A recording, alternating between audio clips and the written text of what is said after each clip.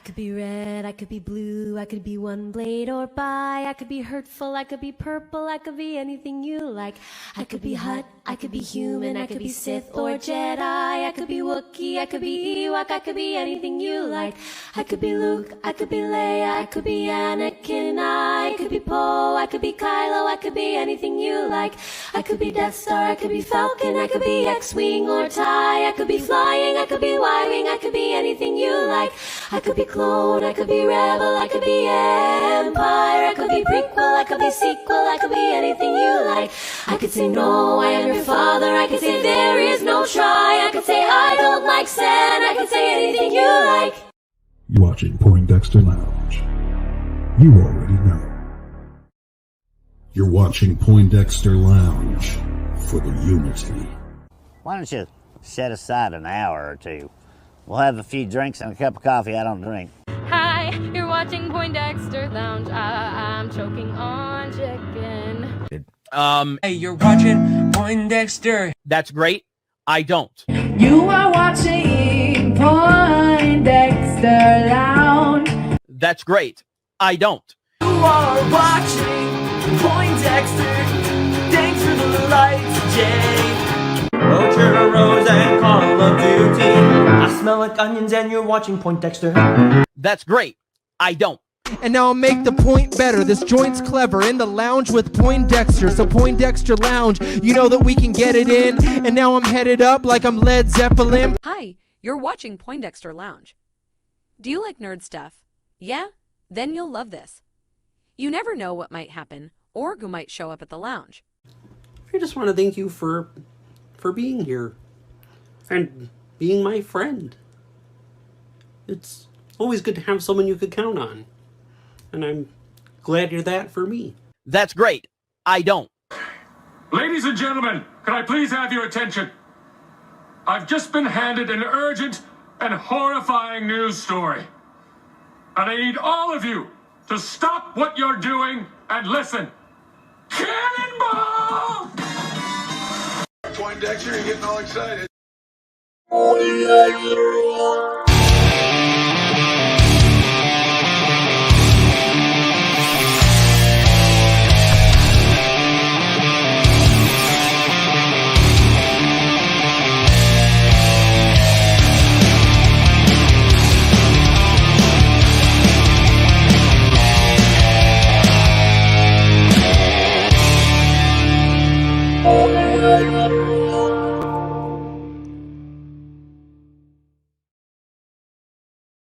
What's up, nerd family? Welcome once again to the Poindexter Lounge. My name is Enosh, aka Enosh Fett. Most of you already know that probably, but hey, if this is your first time to the lounge, just know that the Poindexter Lounge is a place for nerds. It's a place where you and me and my crew can get together and we can all talk about the things that we love. Things like TV shows, movies, games, sci-fi, fantasy, comic books, superheroes, toys.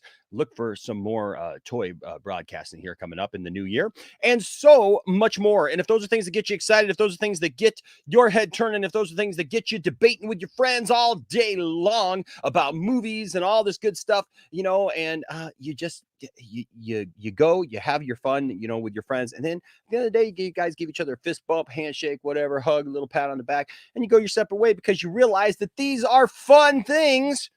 And not life-changing. I mean, some can be life-changing. I will say that. Some can be life-changing. And cool.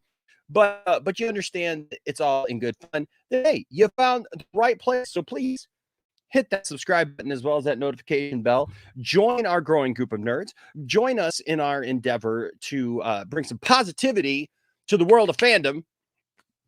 And do that, and we would love to have you do that. So please join by hitting that subscribe button as well as that notification bell, and tell other people, hey, if you're here and you're in and you love what we're doing, excited what we're, please tell somebody else about the lounge. All right, let somebody else know about what's going on and what you guys think about the lounge, and you know, we'd love to have that. Also, real quick, as always, want to say a shout out to all of our patrons. Want to say a shout out to all those who support the channel.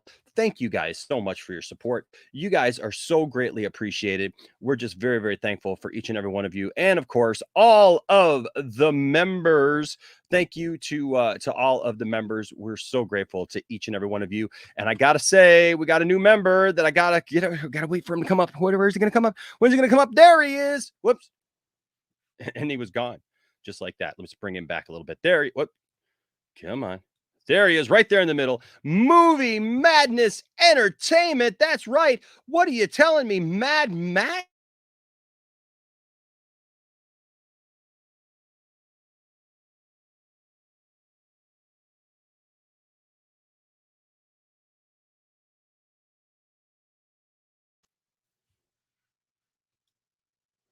There he is. Here I am. I switched from there to the landline so we could get a better connection there. But hey, yes, Movie Madness Entertainment, Mad Max is a member now of the channel. Thank you, Max. We love Max. You know what? I know Max is controversial to some people, but you know what? I love Max, and I can't wait for the day that Max comes up here to the lounge and we sit and we play the Amico together. And I don't know what's so controversial about that, but you know what? It is what it is. Also, thanks to everyone who gives super chats. Of course, if you give a super chat tonight, we do put your name up there and we broadcast it for everyone to see. And so thank you to all those. And if you just want to donate to the channel, we have ways that you can do that down in the description below, whether it be the Cash App or the PayPal or whatever. Those of you guys listening to the podcast, we do have those links as well. Of course, everyone, don't forget, we've got great merch. I'm wearing it right now. I'm wearing the Poindexter Lounge hoodie right now. You can get any of these designs on all kinds of fun stuff. And so please take a look at that. The link is down in the description below. And we'd love to have you guys take a look at some of that stuff. And, maybe walk away with some Poindexter Lounge merchandise. All right. Put a lot of hard work into that. And so thank you guys for that. Before I bring everybody in and before I say hi to everybody, once again, I know I did a short video on this, but this is something that it's still kind of hard because I'll just be honest with you. She meant a lot to me. I know she meant a lot to a lot of people, and that's awesome. And there comes a time, and as I'm getting older, it just happens. I got to turn the Wi-Fi back on to put this over onto my my thing here. But there comes a time where some of these people that you've watched for years and years and years, they start to pass, and it's sad. And you know what? Actually, while I'm thinking about this, I'm going to go live over on. I messed this up, and I didn't go live on Facebook. So I'm going to save that change. We'll go live on Facebook. All right.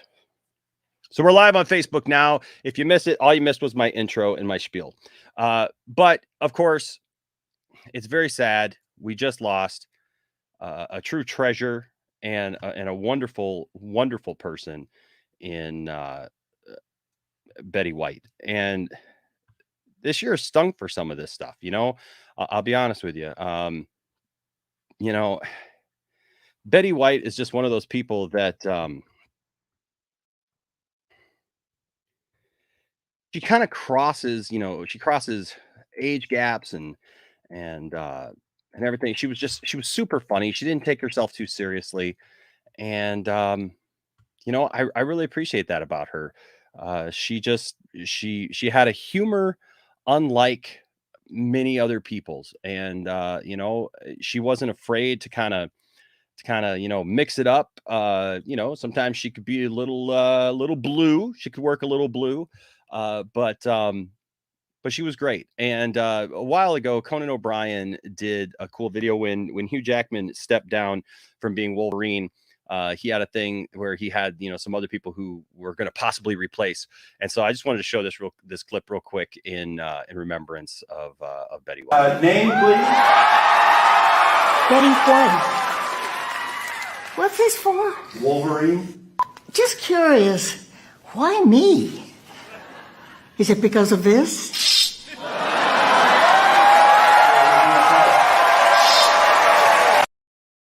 And then, of course, her humor was awesome. She had stuff like this. For what do you know? A hole-in-one. Oh, it's amazing how much fun you can have if you've got the balls. She's just a funny lady, and like I said, I appreciate her. So once again, we just say we tip our hat and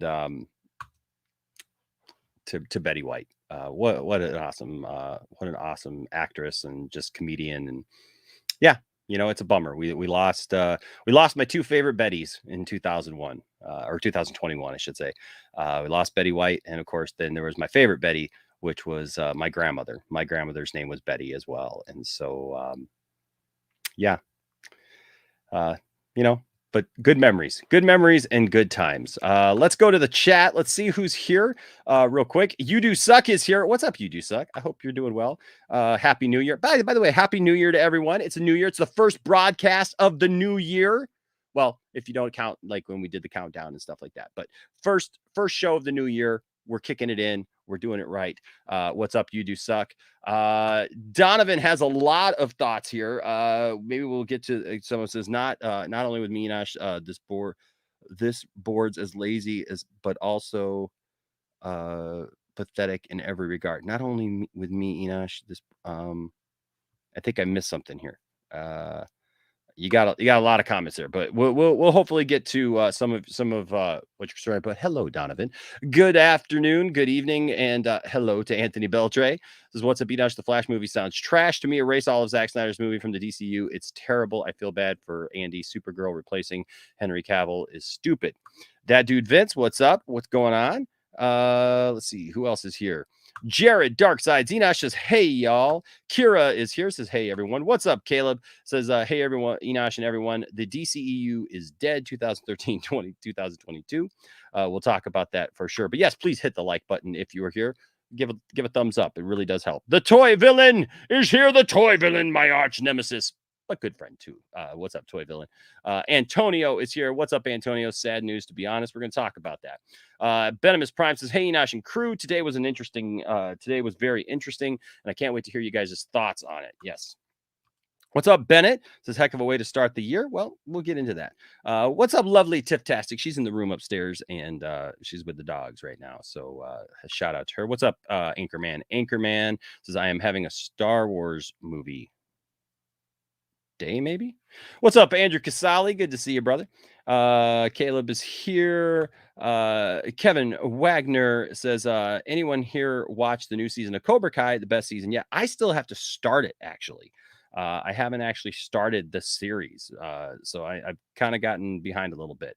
Matt Jarbo's left and right nipples, aka Law and Order, is here. What's up with you?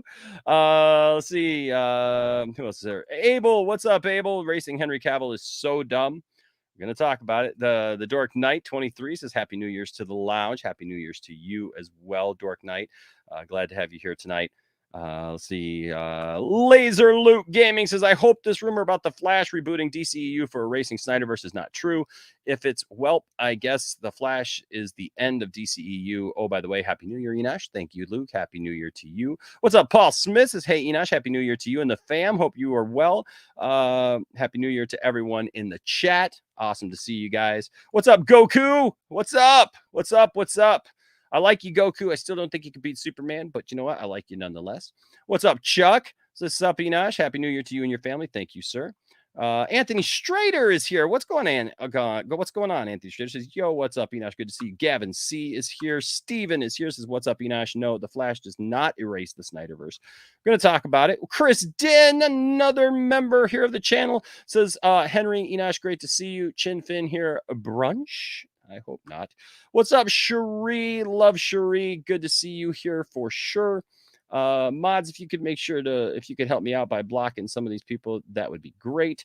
And you know what? I'll mod a couple of you guys to make sure, because I don't know who's actually here. What's up, Smaruti? Or Smaruti says, sure stupidity going on through Twitter. I know. Don't believe the whole Flash thing. It's a rumor. We're going to talk about that. I'm going to give my opinions on that. Yes, Stephen Colbert is a member. So I'm going to get Stephen Colbert on here because we're going to talk to him. I like Stephen. I like Stephen's takes on stuff, and I think that he's very smart. I think that he's very level-headed in the way that he approaches things. And you know what? We need more of that. What's up, Lucas Ironside? Good to see you, sir. Rational Skeptic in here. Hey, Rational, I want to thank you, man, for all that you do. I want to tell you, I'm going to get your Rational made me some videos, and I'll just be honest with you, with Christmas time and with all that was going on, I just haven't downloaded them yet, but I'm going to get them downloaded hopefully tomorrow. Rational Skeptic says, if the leaks are true and Superman gets erased from the DCEU, it could potentially destroy DC films as a whole in the eyes of general audiences. You're not wrong. We're going to talk about that too. What's up? Danny L says, hi, Enosh. Hey, everyone. Hope everyone has a dope night. 2022 feels pretty much like 2021 so far on DC Twitter. Dark Star, good to see you. Ryan, BVS fan forever cinematic, says, hey, Enosh, I'm looking forward to the stream. I enjoy Max and his hot take on DC. Yes. Let's see. What's up, Hunter? Good to see you, Hunter. I'm going to get through some of these pretty quick here. What's up, William Smith over on Facebook? I'm glad that you joined on Facebook. Glad I finally kicked in phase one for sure. Cherie says, oh, nobody could carry off Working Blue like Betty White. Oh, I agree. I love seeing the love for Betty White in the chat right now. That's awesome. What's up, DMA? Says her comedic DMA 846 says her comedic timing was great. Absolutely. So awesome. What's up? What's up, Yvonne? Says also that video with Ryan Reynolds where she asked for a coffee. That one's great too. I know I saw that one. I almost brought that one in. So many great moments. I tell you what. What's up, Jose? Says, what's up, Enosh? And what up, people? I can't believe the awful thing that was tweeted today. Of course, I mean John Glover saying Henry didn't have one good film to show he was a good Superman. Not my Riddler. John Glover said that. I did not see that. That's interesting. I will have to look that up because I don't know about all that. That's, geez.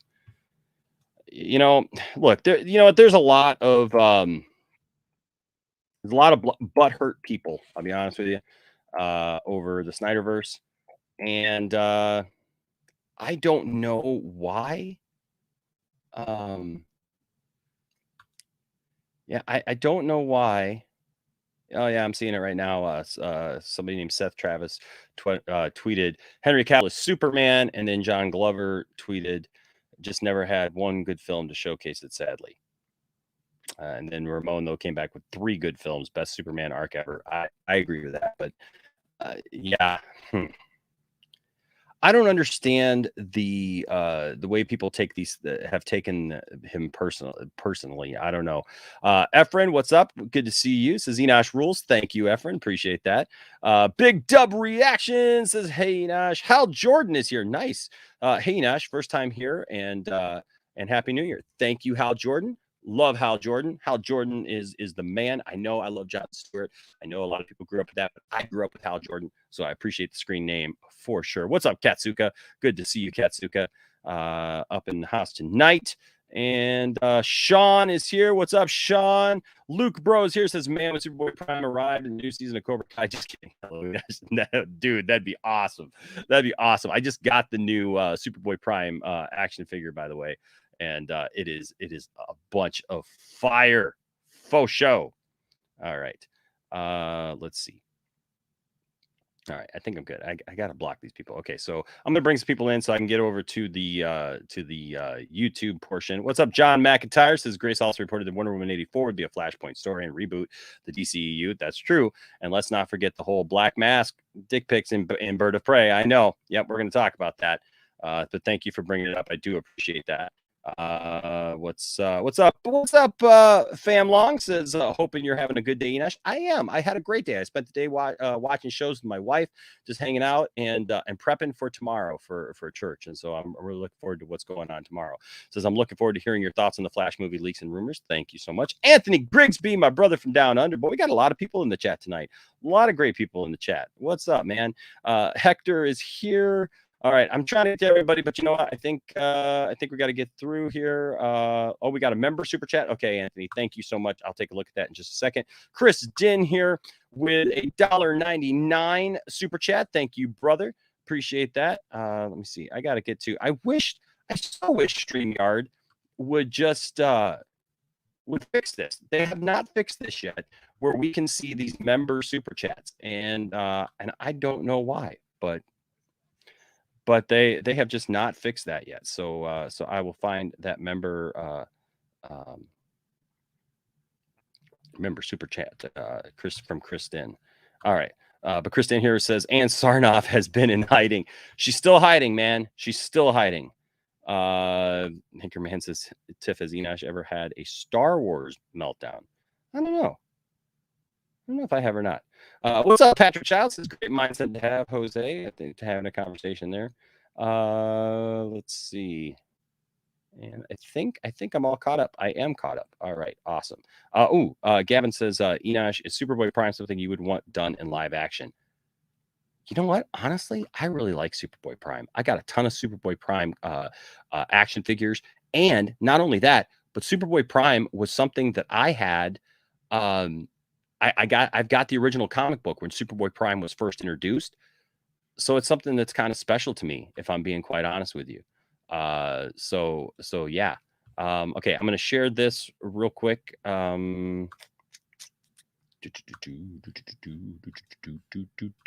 right, so that we can get the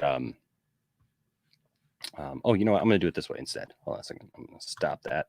Let me boot the top chat out there. I'm going to pop out the chat so I can just see that and show that, and then we'll get everybody in here and we'll have this conversation, which I'm really looking forward to, because this is an interesting thing today.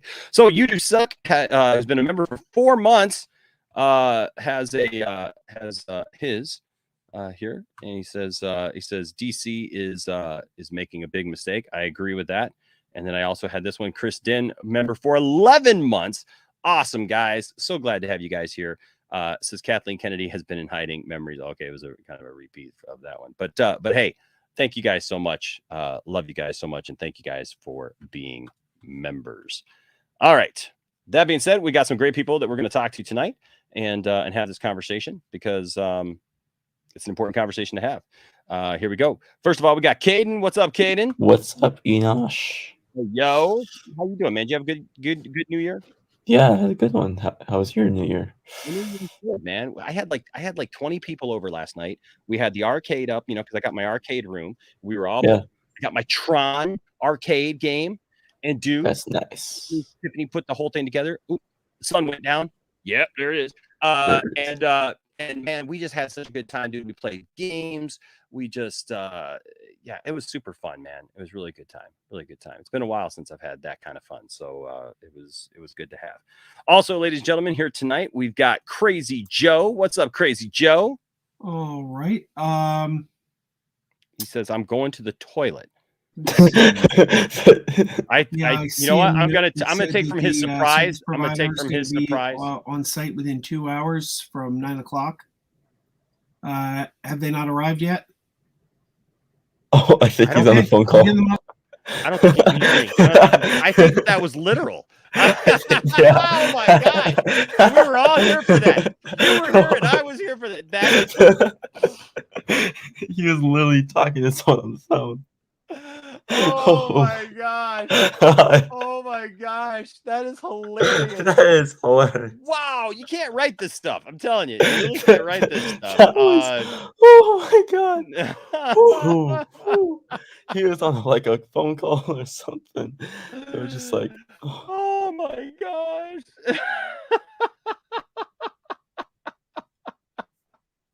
Joe, we love you. Oh, we love you, Joe. Joe's in the restroom, and we're just like, you've got your sunrise, you caught a prize, you're making your Johnson. Party nights, summer whites, your friends and your Johnson. Rooster tails, water trails, your kids and your Johnson. Saturday nights, distant lights, your girl and your Johnson. You and your Johnson, a way of life for over 50 years. All right, we'll bring him in here in a second. First, we got RJ. What's up, RJ? Hey, what's up, Enosh? Paying my respects to the DCEU. I'm glad your name's blocking it out. Yeah, well, it just looks know. like Spider-Man's dead. No, this is a panel from Craven's Last Hunt, one of the greatest. That's comics Craven ever. in the It's black awesome. suit. It's awesome. But hey, what's up, guys? Good to see you, man. And then, of course, now he's off the toilet, ladies and gentlemen. Hi. Yeah. You know we brought you in, man. I'm sorry we brought you in. I'm sorry to hear about your internet woes. What internet woes? Yeah, you said the internet guy's got to come tomorrow, or whatever, between a certain time. So. Oh no, I was talking to a client. Oh, well. A client called, and well, you don't want the details. Wait, Joe, you work while you stream? I work the overnight shift. Oh, that's terrible. I'm so sorry. How do you not like? He's doing a pass pretty out good sleep job all of the it. He's doing a time? pretty good job of it. I would. Oh, I know. I'm just saying. I feel bad because like working late hours, man. I can't imagine. Well, it's not too bad. We were just a little concerned for you there for a second because you had up there that you were on the toilet. So. Oh yeah, that's my default for. Hey, you said something about getting Stephen Colbert on here, but I gotta tell you, you know you gotta get on here. Who's that? You know who you really need? This is the Poindexter Lounge. You tell me. Who's the one celebrity guest that needs to be on the Poindexter Lounge? Conan O'Brien. Timothy Busfield. Timothy Busfield, the man who played Poindexter in the Revenge of the Nerds movies. That would be great. That would be great. Everybody go tweet him. Timothy Busfield. You know who we also should get? Wilson Bethel. I have no idea, does he? Poindexter. No. It's like everyone. Let's get every Poindexter in this stream. Oh my gosh. Yes. Point and point. Hold on a second. I'm just in here. Okay. No, you know what? That would be a good get. I love that movie. That movie's like one of my favorite movies, Revenge of the Nerds. I remember seeing that movie. I saw that movie when I had no business seeing that movie as a kid, to be quite honest with you. That movie's been canceled now. Yeah, well, yeah, and you know what? I'll be honest with you. That's one of those movies that like I have issue with some of the things in that movie because I said them for years, long before anybody was like cancel culture or anything like that. I just had issue with I'm sorry, but that scene is not good. Not good. I mean, you don't put a mask on and that's just that's not a good look. It's not a good look there. Just saying. Okay. Real quick, Spherical Man here with a $5 super chat. Spherical Man, what's up, Spherical Man? With a $5 super chat says it's been a hike since I've been to the lounge. Can I get a PB&J? Also, my first super chat. This is your first super chat, bro? Absolutely. We can get you a PB&A. Hold on a second here. Let's get you a good one. I was hoping Austin would be here, but Austin is not here. But you know what? You can eat his PB&J. Here's a trick my Nana taught me on how to make a peanut butter and jelly. First, get your jelly, then get your peanut butter. Ready? Jeez, I still hate that one. Perfect. Yes. So that's good stuff. All right. Hey, Dawson is in the chat. Hey, Dawson, I hope you can join, man, because this is a conversation. He said he cannot. Dawson, I needed you in this. I needed you in this one, man. I needed you in this one, bro. This is like, dude, this is like all you, bro. This is all you. Dawson's been very, very upset all day about this. And look, I'll be honest with you. I've been chilling. Have you all been chilling? Like, who else has just been chilling? You were not chilling, Elash. You were not chilling. No, I wasn't chilling once I found out about this. But I've been chilling. I'm saying I've been chilling the last couple of days. And you know what? Honestly, you got to give me this, man. Even when I found out about this, like I didn't have my usual rant that I usually have. I just stated some direct points that are true, and I'm just saying. So, what is happening? What is this? Is Joe? How can I help you today? What is happening? See? He takes calls on the job, on the street. All of a sudden, Weird Al Yankovic's Let Me Be Your Hog. This is no longer the starts Point playing. Dexter Lounge. This is the Mega Podtastic at work. 17. Yes, you Okay, 1771. Okay. Enoch, shake him off the screen. Hurry. I can't. He's I gonna can't. talk Okay, someone. I'll He's get gonna the service talk provider out someone. there. I'm like, all of a sudden, Let Me Be Your Hog starts playing loudly. I was like, what is going on? But you know, I knew what song it was though. You gotta admit, like, that's a Weird Al thing, man. That's awesome. Let Me Be Your Hog is awesome. But yeah, okay, yeah. Don't disturb the working man. Donovan's just like, I'm dead. Me too. I was like, what the heck just happened? I don't. The Matrix has you crazy. And he's Joe. just like, he looks at this. He's like, oh my god. is this an office skit? Yes. I know. is. Like it This feels is like an all- office skit, doesn't it? Right. It kind of feels like an. I was like, the whole thing just kind of went like this.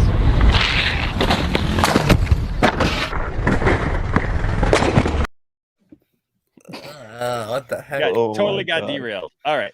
So,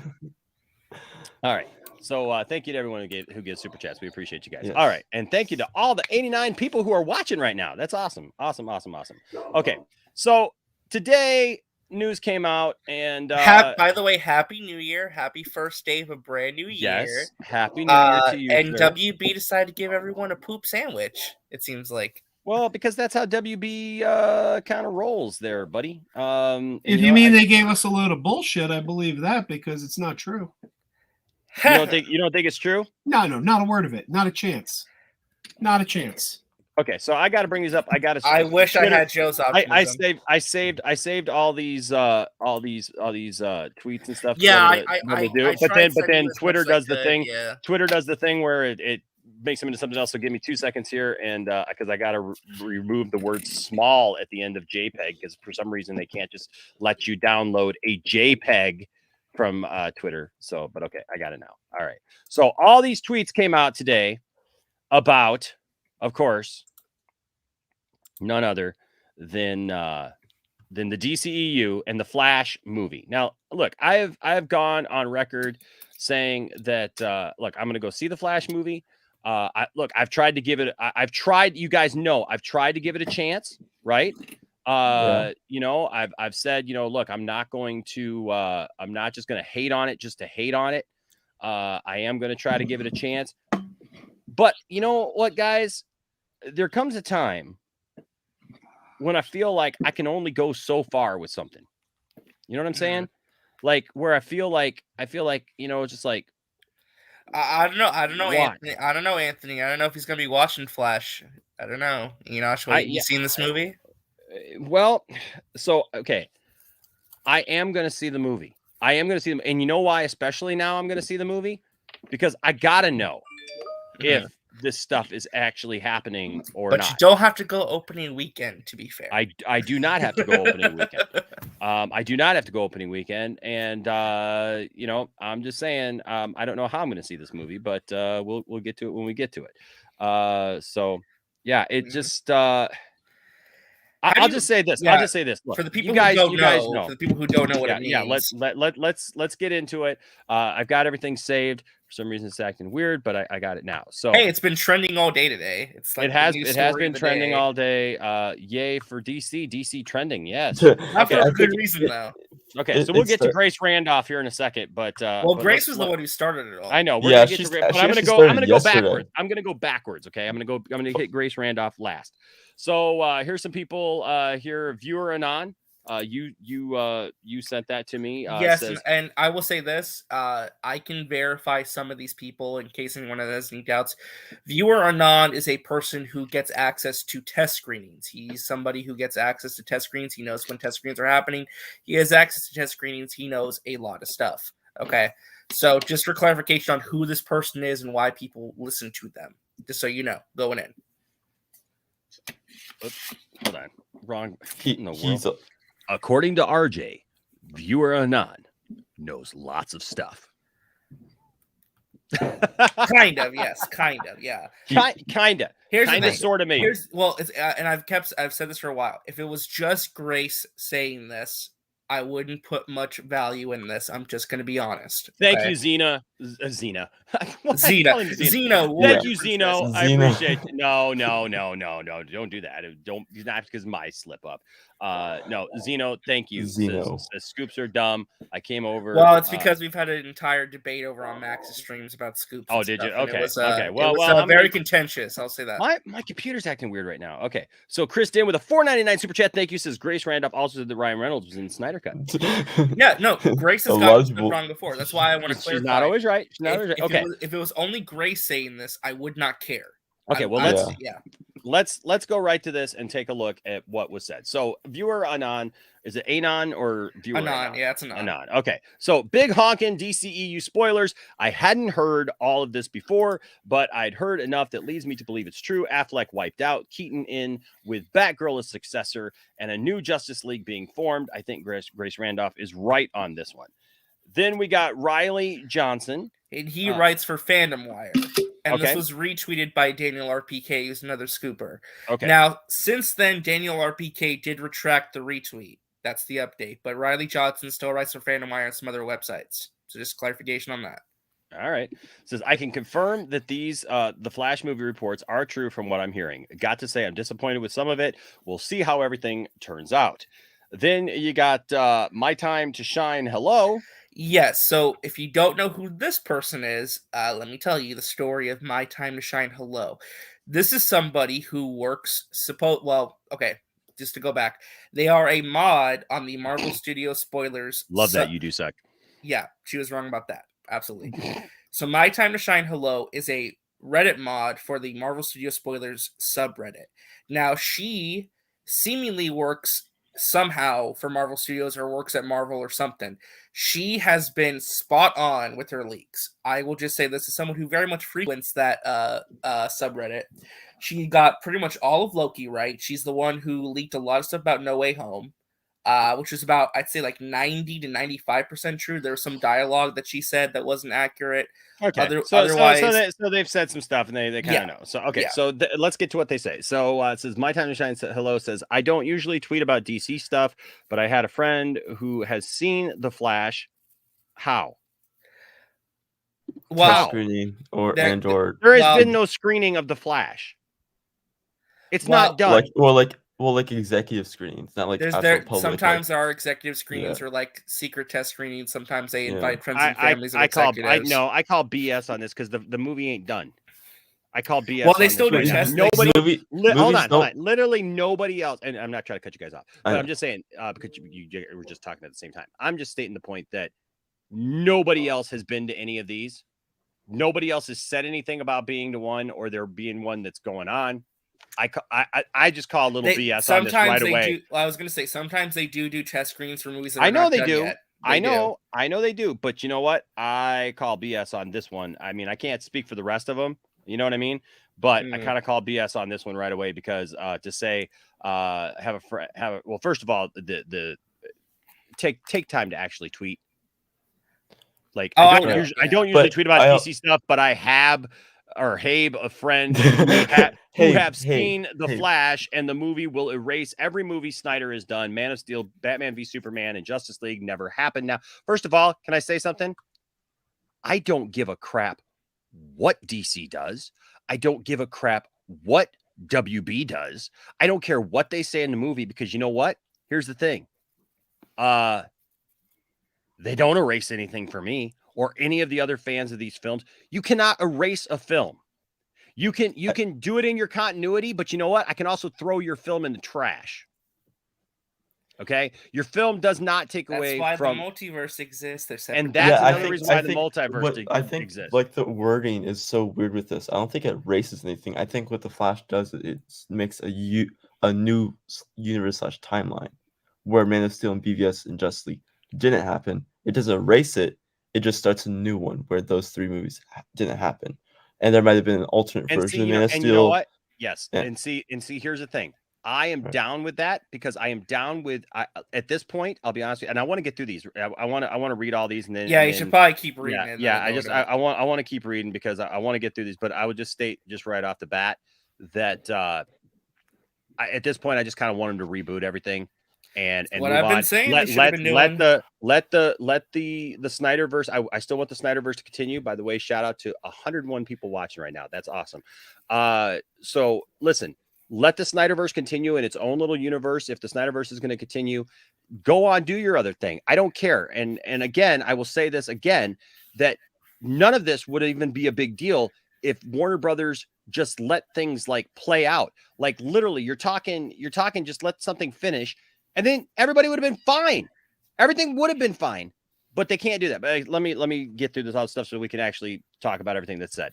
Supergirl, now the main soups of Earth. Keaton is Batman, and Batgirl will become the new Batman after her film. So like, well, it basically means that she's taking over for Batman, which we've I know. So there's no Batman and there's no Superman. It's Supergirl, and I mean, like, what are we doing here? Suspects are going to hate that, by the way. But you know what? Hold on though. I hate that. Okay, I hate that. And here's why. I know. I mean, they're gonna complain that's woke. That's what I'm saying. I know. Yeah, I'm not saying it's woke or whatever. Like, it could very well be. It could be. Look, if Warner Brothers is that stupid that they think that, oh, we're gonna go so like diversive and woke that we're gonna like take away Superman and Batman and make them Batgirl and Supergirl because that's somehow gonna please everybody. You know what, Warner Brothers? I got 2 words here for you, and I didn't say it. Somebody else said it, and I think that they said it quite eloquently. And if I can find the drop, I've got the drop here somewhere. Oh, here it is. Warner Brothers, if you really think that that's a good idea, suck it, Warner Brothers, suck it, because that is stupid. That's just stupid. That's not smart at all. Can a company really be that out of touch with itself? I don't know. Okay, so I don't usually tweet about. Okay, movie ends with Flash and Supergirl and Shazam forming a new Justice League. Good God, what? Hey, it's been my prediction. This is fan speculation. Look, I love. Good Lord, I've been saying I have a feeling that they were going to make a new Justice League movie after the Flash. I had a feeling. Well, you know what? Here's your new Superman right there. Hey, I'd pay to watch that. Probably be a better movie. I kind of pay to watch that too, but regardless, that's some stupid stuff right there. If you think that that's going to be your new Justice League, for God's sake, I mean, come on. Seriously? Well, I think the rumored lineup, what was it? It was Shazam, Batgirl, Wonder Woman, Aquaman, Black Canary, maybe, and I think that was it. And Michael Keaton's Batman. Yeah. If they are trying to degrade the entire DC lineup to tick off everybody, then I guess so. Okay, hold on a second here. Next one, Supergirl. Okay, yeah, we already saw that. Okay, well, okay. So that's the first ones that you sent me. But now I've got also these other. So we'll get to the Grace Randolph stuff now. Because Grace Randolph, but I will say the one who started it all. About the Black Canary and like that stuff, like I don't believe that, because like there's things like Black Canary, her solo project, the way that people are talking about it seems like some of it, yeah, I'm sure League of Assassins are part of it, especially where how Misha Green has like put the little emojis in her tweet when she announced the project. But I don't think it's because Keaton sent Black Canary to go investigate. I think it's because at this point, I agree with Luke. Where the heck is Val Zod? Bring in Val Zod then, for God's sake. He's in HBO Max in a different timeline, apparently. It's its own standalone project. Come on. Give me a break. Yeah, Donovan, I agree. Like, where does Shazam come from? I love Shazam. I don't have a problem with Shazam. Hey, there's the rumors that Wonder Woman's going to be in Shazam too. And I'm fine with that. You know what? I'm actually fine with that. I am fine with like these things crossing paths and stuff like that. But for God's sake, I mean, like, what are we doing here? What are we doing? Like, if this is true, they're trying to be more interconnected, but not in the ways people probably would like. If this is true, this is the dumbest thing. I think DC might be dead cinematically. Well, I'm going to talk about that. I'm going to talk about that in a minute, because listen, that's a hard pill to swallow, but I'm going to talk about that in just a second. Okay, so then we got the Grace Randolph stuff, and I want to get and she was the one who started all this. Yeah, hold on a second. I do have a super chat here real quick. Okay, fourth 1000 says with a $5 super chat. Thank you, fourth 1000. Appreciate you. Says general DC fans will hate this now. Yes, not only Snyder fans. I can't wait for WB to get what they deserve. LOL. Fourth 1000, you're absolutely right. That was kind of where I was going with that. And thank you. Like, now somebody said in our private chat that we had, like, well, you know, they're trying to go with what fans asked for. Was that you, RJ? I think No. Okay. I want to clarify that statement maybe later. What Okay, I was trying okay. what I'm trying to get at is that the mess that they find themselves in, it's not, how do I put this? It's not the fault of the fans per se. It's the fault of the fans, the DC fans who crapped on Snyder and his vision in 2013 and 2016 partially. They're kind of to blame for the mess we're in because they thought that they need to listen to those critics and those fans. They bet the horse on them. And look where that's gotten us. Well, so this is just nobody's asking for this. That's what I'm saying. Like nobody is asking for this. I mean, obviously Snyder fans aren't asking for this, but fourth 1000 has a great point. Like nobody's asking for this mismatch. And can I just say I am sick and tired. I'm sick and tired of being a DC fan and watching Warner Brothers come in time after time. They have this history. They make up villains. They make up characters. They literally have a rich history with hundreds of characters, thousands of characters. But Batgirl Beyond, Enosh, no Terry McGinnis. We're just going to give that story to Barbara Gordon and set it in present day. Are you?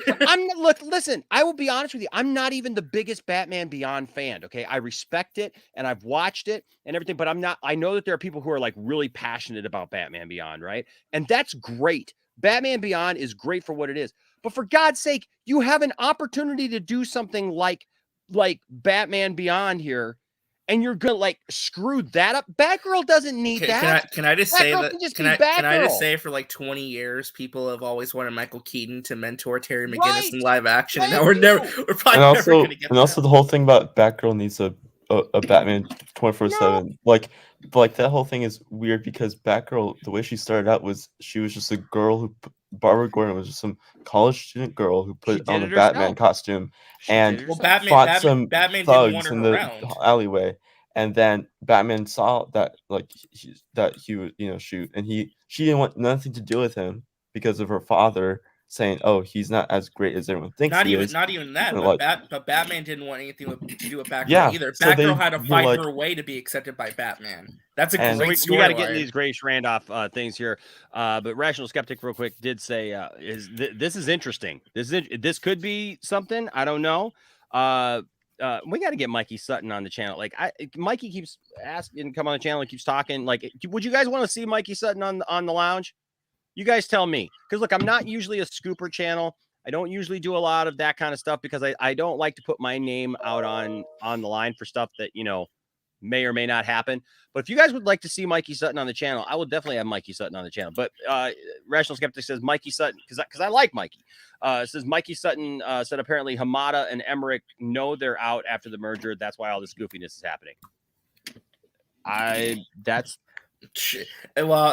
possible.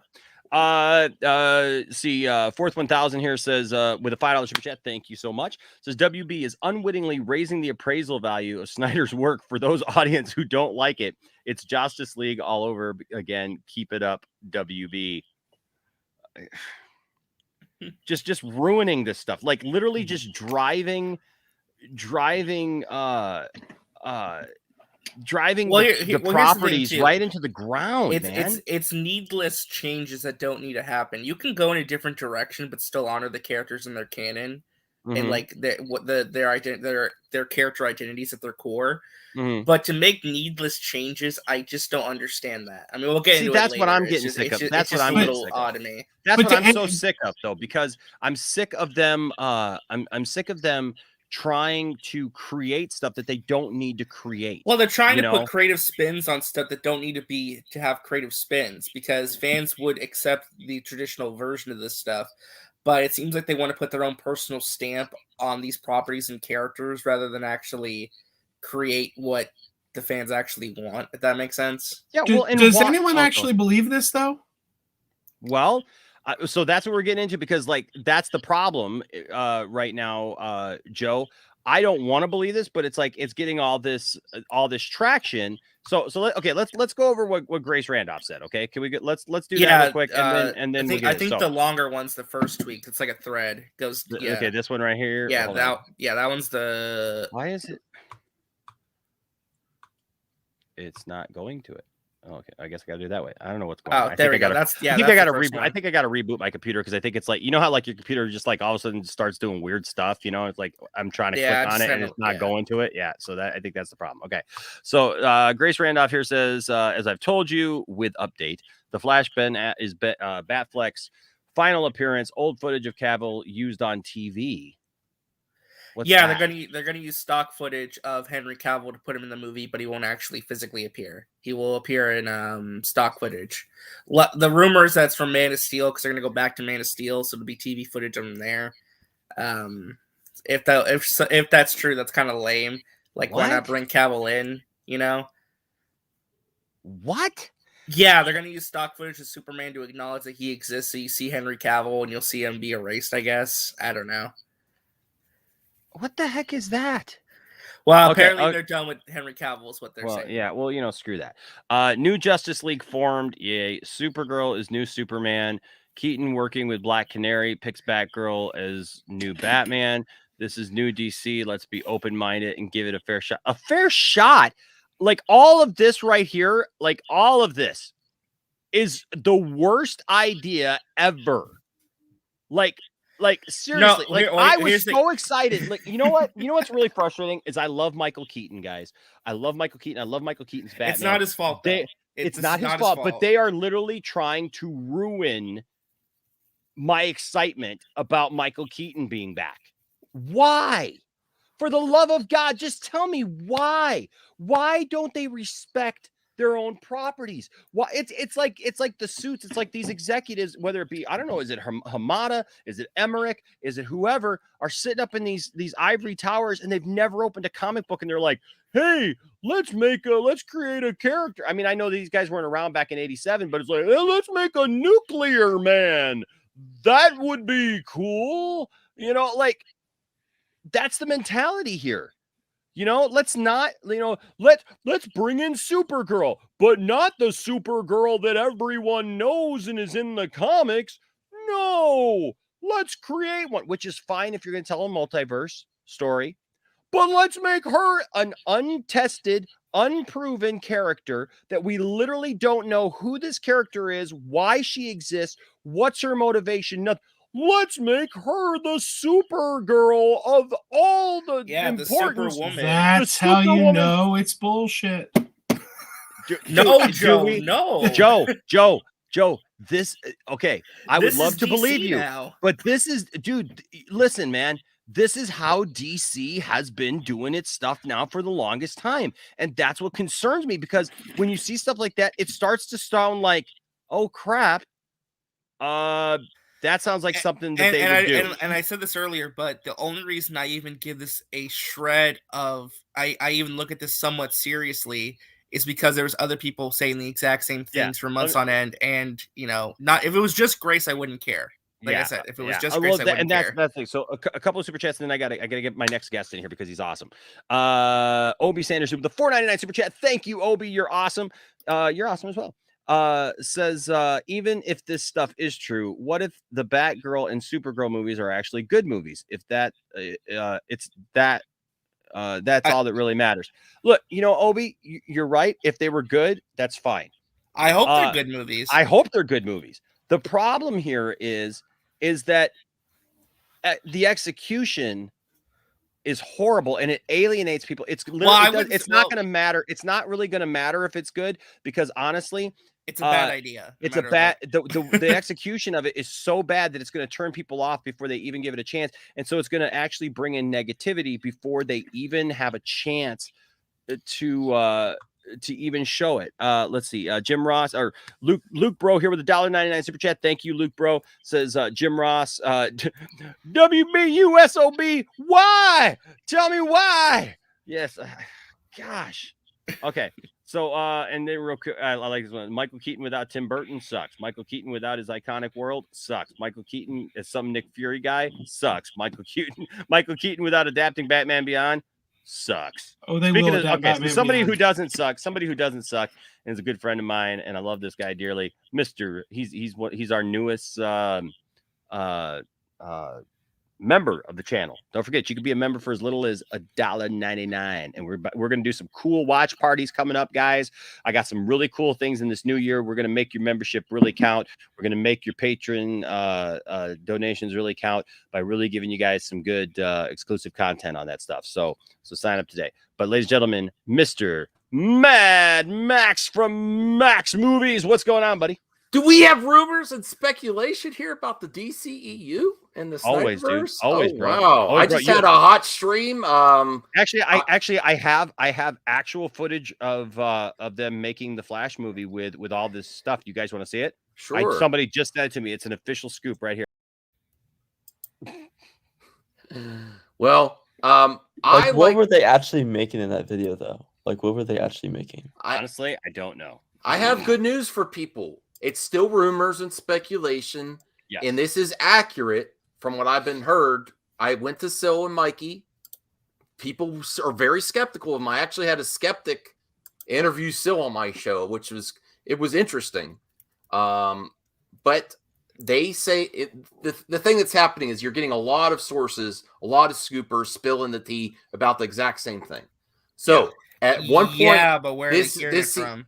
This seems like this is accurate, but my friend Sil and Mikey, they are very confident. You could still be as skeptical as hell against them. There's lots of people that are, and that's fine, and I'm cool with that. And I know Enosh is cool with rumors, people being skeptical of rumors.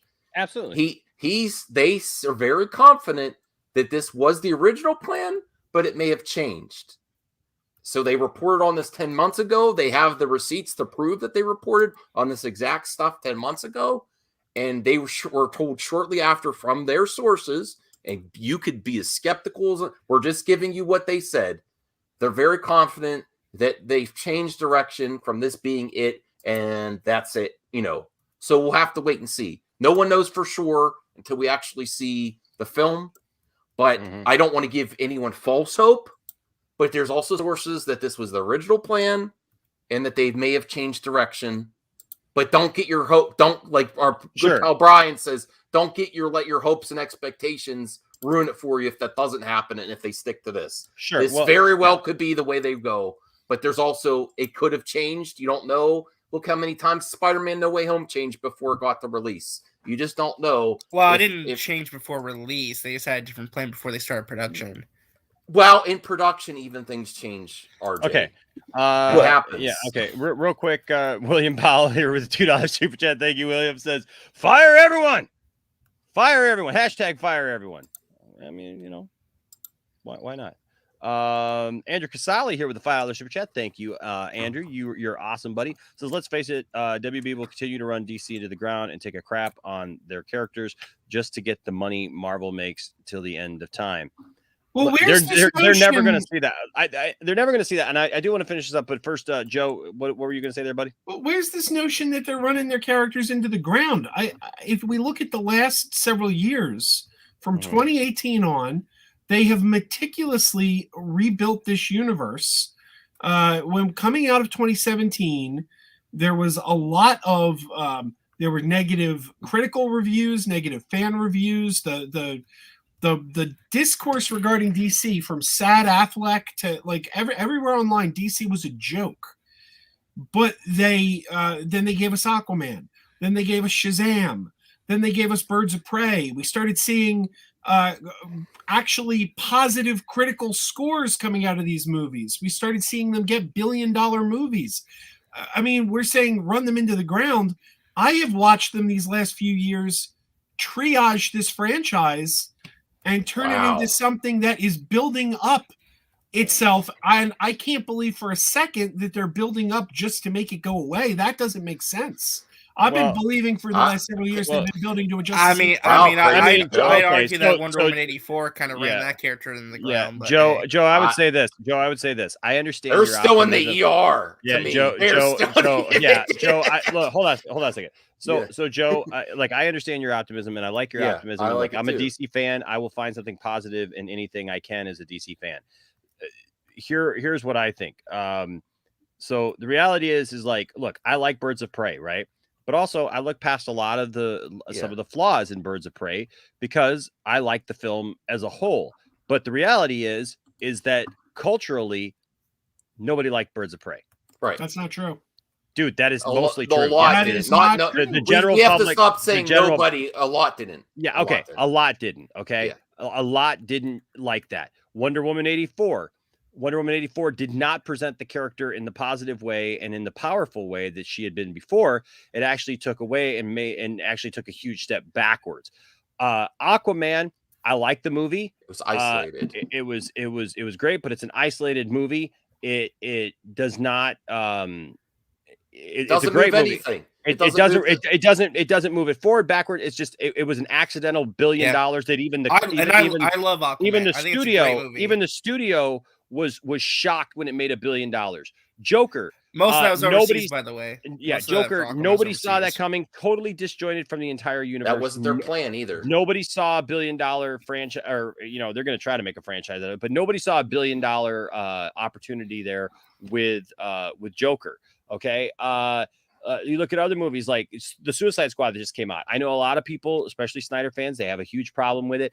I don't have as big of a problem with it. I don't think it's like the horrible mess that people act like it is. I think it's self-indulgent, especially when it comes to James Gunn. The marketing was very self-indulgent from the beautiful mind, from the whatever the beautiful horrible mind or whatever. Yeah, James Gunn or whatever. Like, who cares? The average person doesn't even care like that it came from James Gunn. So I think that they build it wrong and they did it wrong. Is it the complete utter failure that people want to make it out to be? No. I don't think it is. But at the same time, I'm not going to act like it's like the second coming. It's not, you know what I mean? It's not perfect. Shazam is a brilliant film that I love, that I think does a really great job.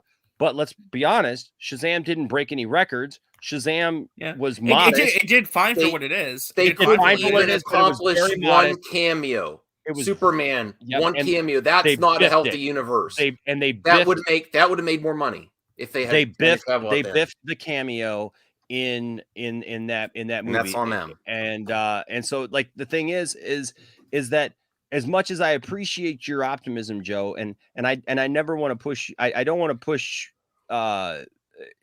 because look, you have your opinion, man. And, I like your take. I like your take, dude. And so I never want you to feel like I'm ganging up on you, because I feel sometimes I want to be really careful, because look, Joe is very positive about these things, and I appreciate that about Joe. So I never want you to feel like I'm like, stomping, down on what you're saying. It's just that, look, as optimistic as I am, I just, in the public perception, DC is not, has not made a comeback yet.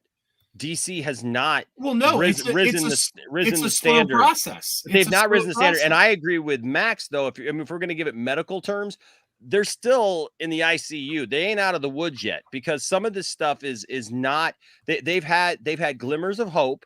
They've had glimmers of positivity. They've been in the ER for 4 years trying to rehabilitate after. I mean, look at Birds of Prey to the Suicide Squad. There's not even a lot of continuity between that Harley. I mean, there's some, but it's just like it doesn't feel like even the same Harley. It's like it's really weird. And that was post. Snyderverse. I think Matt Jarbo put it best this last time I talked about it. It's like it's a breakup movie without the boyfriend being there for the breakup. Yeah. Well, yeah. So, but I get it. But it's just, look, do I want DC to be a lot further ahead? Absolutely. They're just not. And the thing is Joe, unfortunately, they're not making films that actually represent some of the characters that they're portraying. They're literally I'm sorry, I didn't realize William was back there. Hey, William. So they're literally making these films that feel disjointed, that like even good writers are coming in, but they're not getting, it seems like, the best out of them. They're getting these things that are kind of like all over the place. Like you said, like you get one movie that has Harley Quinn in it that's one way, and then Harley Quinn's a different way the next movie, and it's like, and it's like there's no continuity between the films. If this rumor is true, if this whole thing is true, there's no Superman or Batman in a Justice League team. That is ridiculous. Yeah, but it's not true. Yeah. Okay. Well. Okay. Real quick. A couple things. Real quick. A couple things because I definitely want to get through this. But I got, first of all, you do suck. I want to recognize this because you guys may not know who this guy is. I do not. But Rob Bruce apparently has passed away. Oh, that's a shame. Rob Bruce, big toy guy, and he was like one of the I think he might have been on He was on Comic Book Man. Yeah, he was on Comic Book Man. Yeah, where they would bring him in, and when they needed to know something, so that's a real shame.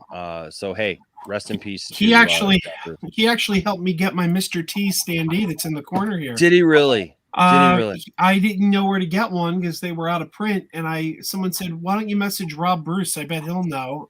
And he put me in touch with like a Mr. T collector who was able to give me a link and.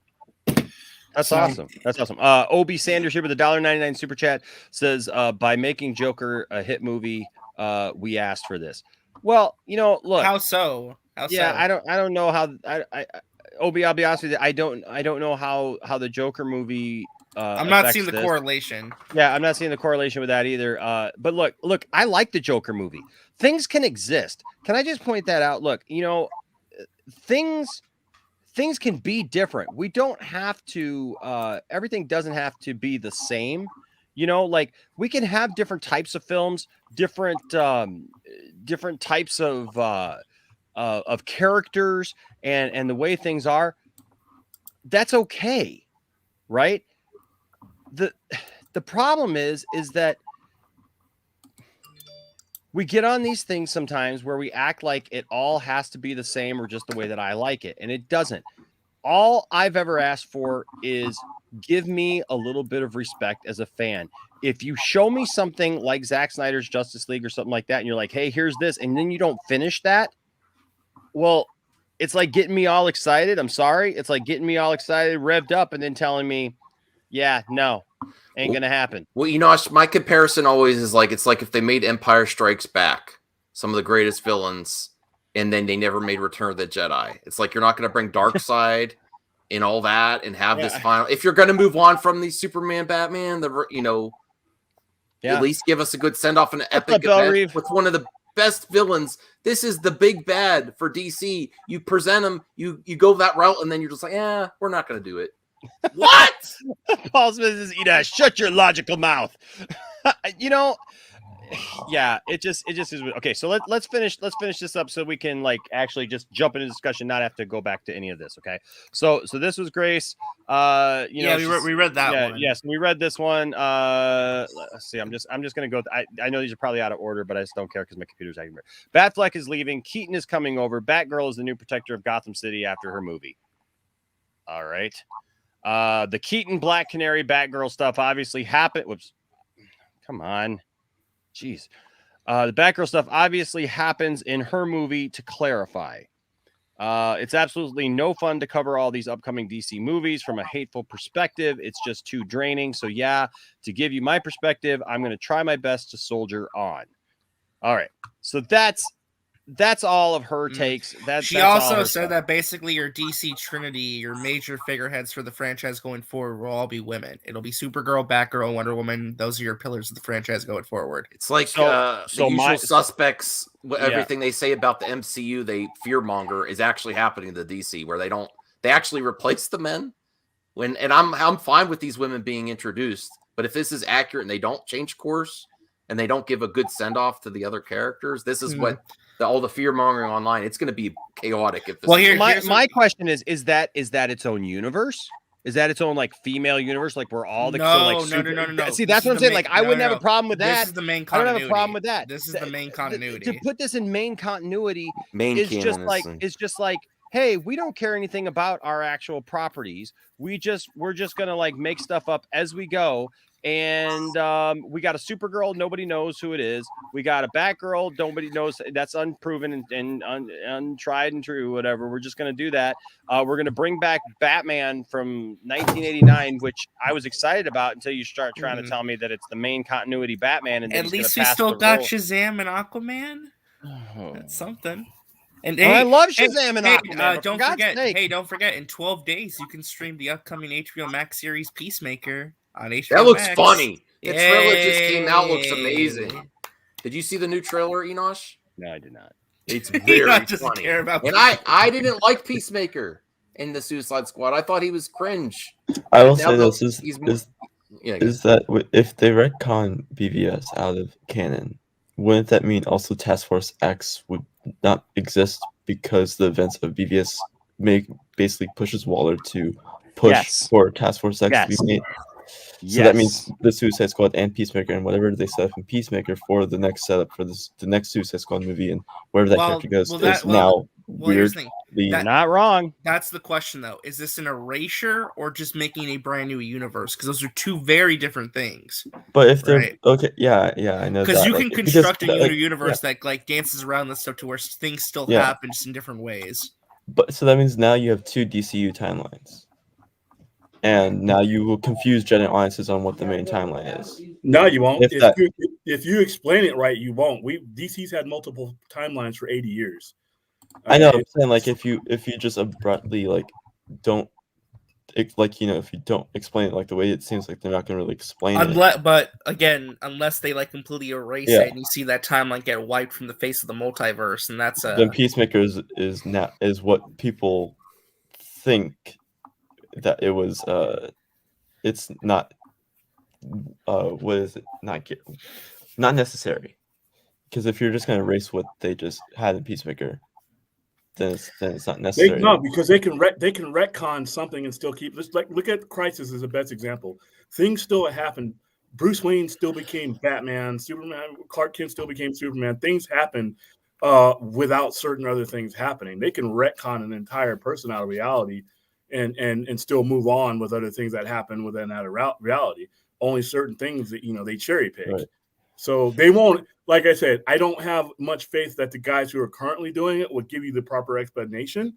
But it's possible if it was done right. All this is possible. Right, because the explanation could be that instead of Superman being the soul of the BVS thing, it could be Supergirl. Well, dang, we lost Max, man. He just like took off. Like I was at least gonna say goodbye to him, but like, his poor dogs. Presentation is like, everything. Just like I'm out of here, man. Just like he's like, I quit. It's like I'm done. He blipped. I just realized in Endgame that when you come back from the blip, you literally go right to the position you were when you left. So what if you were like in a really compromising position when you came back? Like, is something going?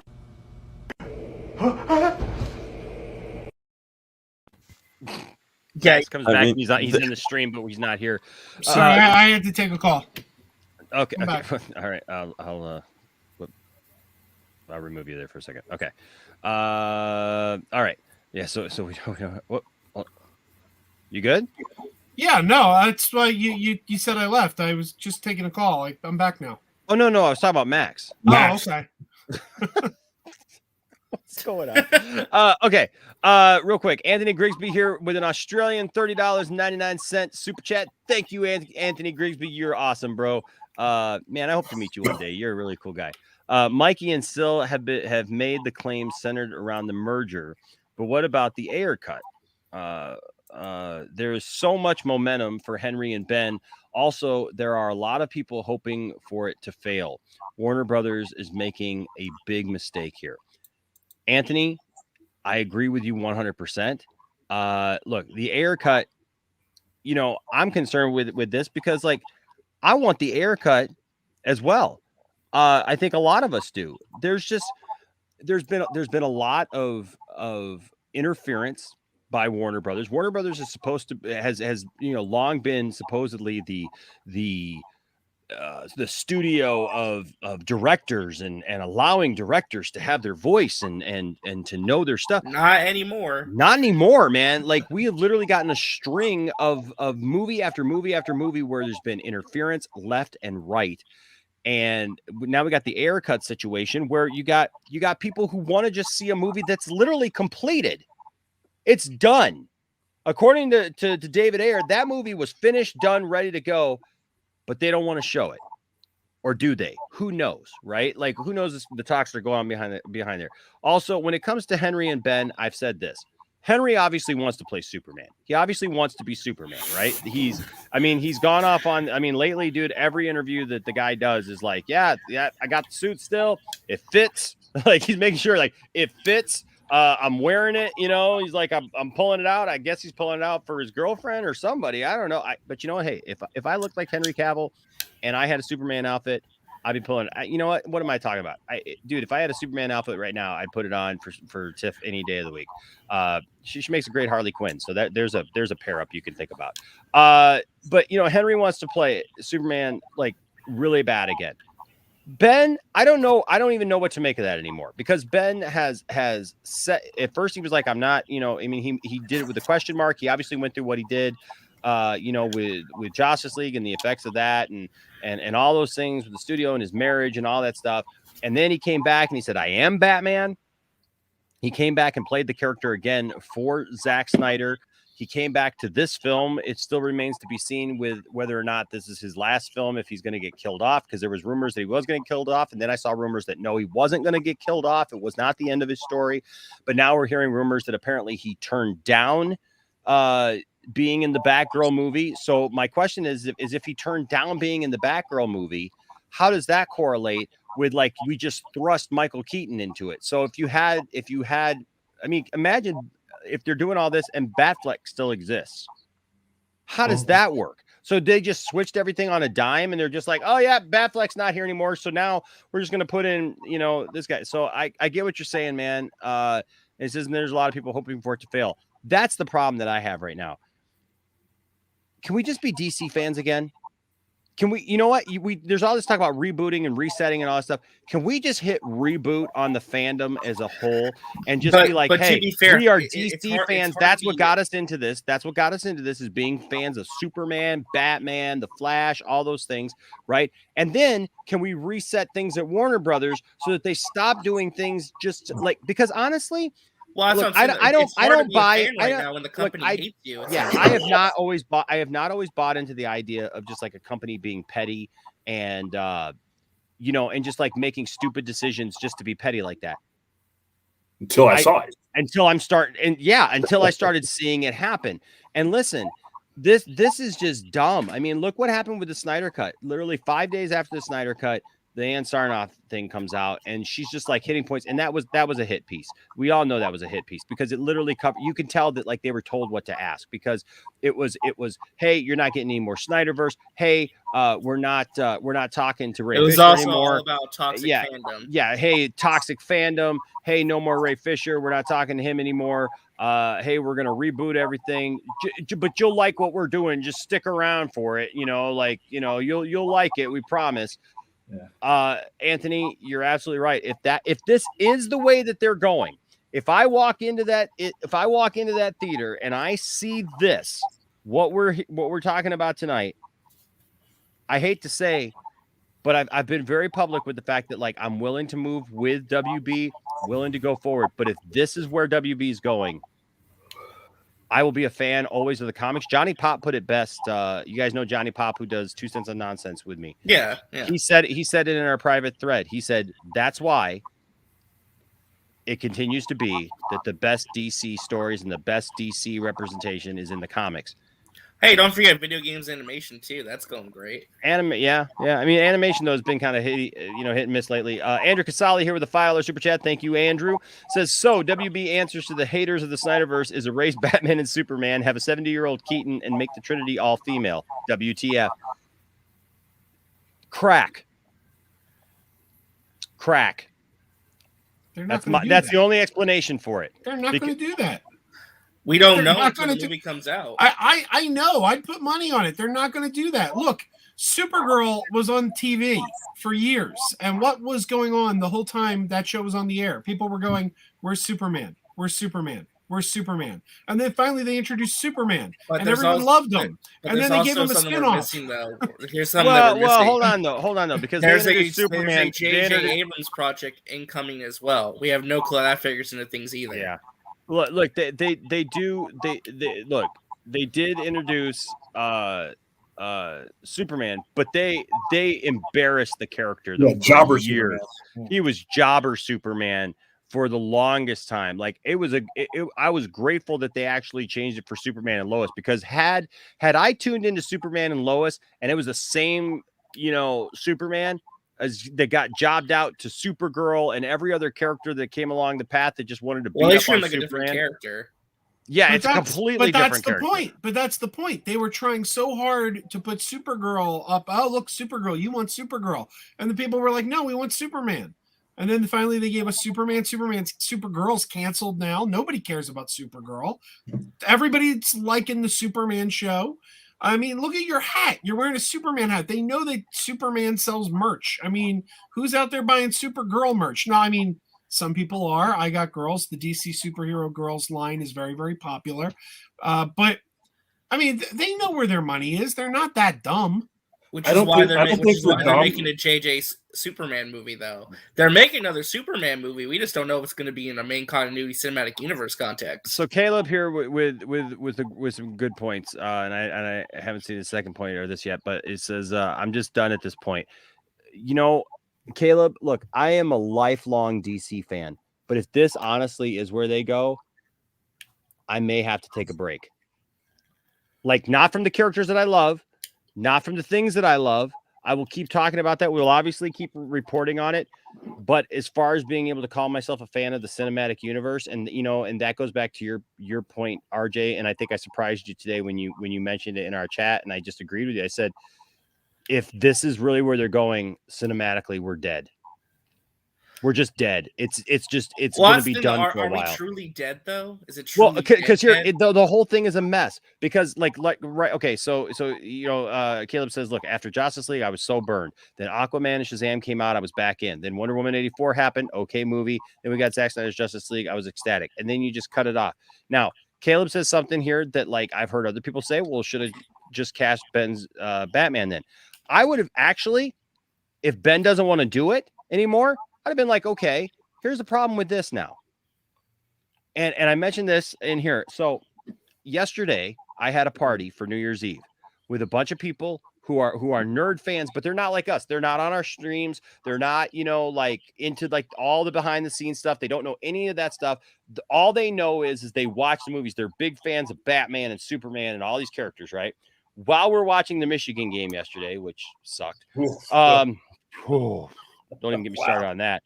But as we're watching that, the trailer for the Batman comes out. I was in shock. I did not say a word. These are just the movie-going people that were just at my house. They saw it and they ripped it a new one. Literally. I don't understand that whatsoever, but dude, I don't understand either because I think it looks good, but they did not like the look. It looks they true did to not Batman. like. It looks true They to the did not. character and everything. They did not like the look of Batman. They did not like the scenarios that he was placed in. That they saw the action of Batman. They didn't like his outfit. They didn't like the way that he looked as Bruce Wayne. They thought it looked too mopey, too weird, and That's too Batman, strange. though. Batman mopes. I'm just saying, if they're complaining, No, he looks a little. I'll be honest with you, and I at the risk of ticking off Andrew Casale a little bit, he looks a little Tobey Maguire mopey. Oh my God, we were watching Spider-Man 3 the other day, and when Toby went bad, and became Saturday Night Fever Toby, I said, "Holy crap, that's the same haircut they gave Batman in the new Batman trailer." I'm just saying. Okay, so then Caleb continues. He says, then Birds of Prey. I was just shocked by that when I saw it because I looked at everybody and I said, really? And I found myself defending the Batman. So here's the problem. You can't even recast. It's all so jumbled up, right? You can't just recast. You can't just recast Ben because you just made a new Batman. If you start throwing the only way that you were going to be able to do that would be able to continue. Can you Ben. please anybody these days though? Because if people aren't even going to warm up to the Batman, is there just no pleasing anybody who's a fan of DC at this point? Well, but here's yes. If you do it right, yeah. Other examples you guys have given has been by incompetent management. I mean, you're comparing incompetent management to the current things that they're doing to the previous things that they're doing. It's all been the same group for quite a while now. Yeah. So yeah, I think it can be done right under different people. And I gotta say, RJ, I've been excited by everything DC's been doing these last couple of years, and I think the Batman looks horrible. It's literally the first thing they've done that I haven't liked. I truly don't understand that, Joe, but I love you anyway. There's going to be a lot of people spectacular. There's going to be a lot of people who are just not going to give this current Batman movie the time of day for the same reasons over and over again I've stated. Why would I trust this company with one penny? Being if you had invested in Batman in the last 7 years, you never got a resolution of that, and now here's a new one. You know, I'll be there opening day. I'll go see anything. Warner Brothers needs to clone you, Joe, because they need you right now. Because here's the thing: good movie. It doesn't matter if it's a good movie or if it's a bad movie. There's no place I would rather be than sitting in a darkened movie theater with a bucket of popcorn. It's my happy place. Yeah. I don't care if I'm watching a big turd sandwich or the greatest movie ever. But see, demographic-wise, that just doesn't work simply because demographically, there's so many other things that for an 18 to 35-year-old to be doing right now. I mean, there's just too many things on the plate. You got to be good. You have to be good. Not only do you have to be good, you have to market yourself as good. Like I said, their presentation, the biggest problem with them is presentation. I mean, presentation and rollout. Like I said, The Suicide Squad was a good movie. But if you were running an organized company, the Suicide Squad never gets made. Anthony Beltre here with a member for 4 months super chat. Thank you, Anthony. 4 months. Thank you so much. Membership. Love it. Says, how can CW have better universe than WB? I wouldn't say it's better. I would say the CW though. The CW at least is consistent. Because nobody messes with CW because there's no money there for them to mess with. There's no big stakes. There's no big stakes like there is in box office. If you look how many people watch the CW, there's no risk there. The audience for a CW show is a minuscule quarter of what an overall box office attendance would be. So they're not going to mess with that because there's no prestige in there. That's why they don't mess with the animated universe. The people who do the animated stuff can do whatever they want to because they know that they're never going to have to worry about the company heads coming in because there's no money there.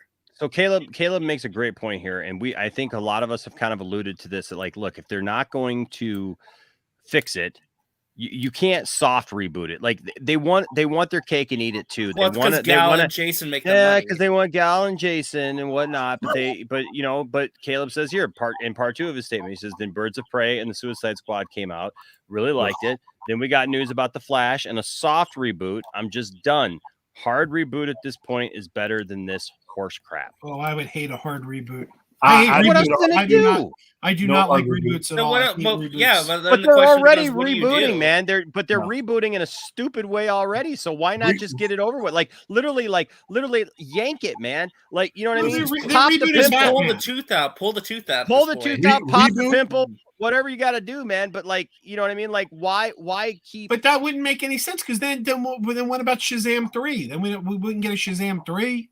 Shazam has not been directly linked to anything yet. You could fit that anywhere. You could literally because Henry Cavill didn't appear, because there was no direct link. All you know is that Batman and Superman do exist in that universe, but you don't know. It doesn't have to be anybody. Any actor. It could be anybody at that point. He's getting his own world anyways with The Rock coming in as Black Adam. You could literally build from there and have him in a totally different thing, and it doesn't have to be the same. I wouldn't like that. I'm not saying. Look, dude, Joe. I'm not. Let's make this clear. I'm not saying it's stuff we like, right?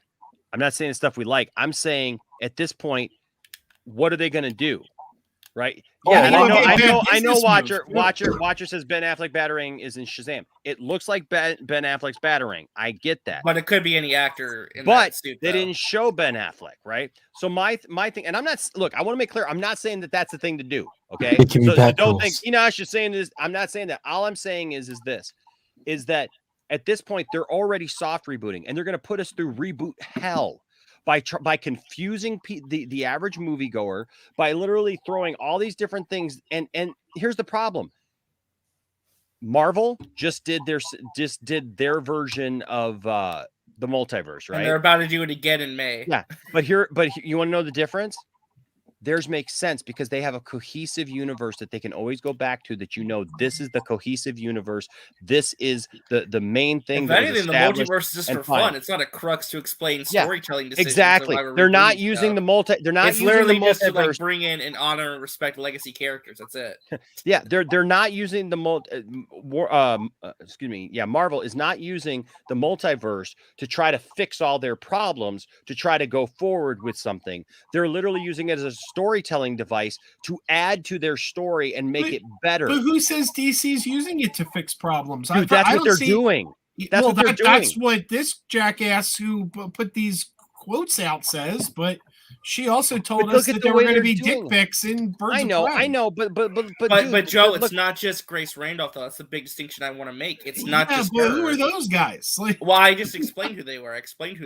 They are decently reliable. I mean, I don't know. I never heard of them till tonight. If they're that reliable, I mean, where's been all? I'm just saying this because the DC universe does not have the established, solid, with a good base that Marvel does in their universe. Telling this story, they are literally all over the place now. They're picking from things. They're bringing in a Supergirl that we've never seen. Okay, and hopefully she's good. I hope she's good. I hope she's great too. And I believe that she could be. But here's the thing: they're bringing in a Supergirl. They're bringing in all these other things, these other elements, right? Instead of elements of things from their universe. They're literally adding stuff because they don't have a universe. Because they don't have it. Here's the problem. Marvel just got away with putting Andrew Garfield and Tobey Maguire in their movie, right? But in none of their ad campaigns did they ever mention it because they wanted it to be a secret. They were not relying on that to sell the movie. Yes, the leaks came out and the thing came out, but even up to the end, even everybody who was convinced that it's coming, there was still that doubt in the back of our mind. Well, they may not be in the movie. That's a great distinction because who was in the first trailer for Flash? You saw Michael Keaton's Batmobile and you saw his cowl. I'm just saying they are literally pushing the idea that the whole point is the nostalgia point to get you into it. The whole point is to sell you on the fact that two Batmen are in the Flash movie. Like we don't even have it's not even the Flash that's being promoted in the Flash movie. It's he's Batman. Not even the selling point. Yeah, it's Batman, which is fine. Supergirl. I'm just saying they are not going from a position of strength. Can I say that? Does that make sense? They're not going from a position of strength. They're going from a position of weakness because they are literally relying on that nostalgia to try to sell the film. Instead of selling the film as, hey, this is a Flash movie. I'm going to disagree with you because hold on. Before you disagree with me, let me get my whole point out. Because the point is that this is not, they're not selling this as, hey, the Flash is having a movie. The Flash has his first ever solo film. That's what this should be. The Flash has his first ever solo film. It is a multiverse movie that the Flash does this, and this. The Flash is accomplishing this, and this. If the Flash was a strong enough character, then they would be able to do that. Unfortunately, if they go off the Flash that was in Justice League, they're going off a Flash that was wimpy, a Flash that was falling over and scared of things and scared of doing battle and falling and tripping over Wonder Woman into her cleavage. That is his thing. And the biggest thing that the Flash did in that film was literally push a truck just barely out of harm's way. In Zack Snyder's Justice League, and I know that you don't like Zack Snyder's Justice League and you like Justice League, and that's fine. Movie is subjective, but when it comes to the character of the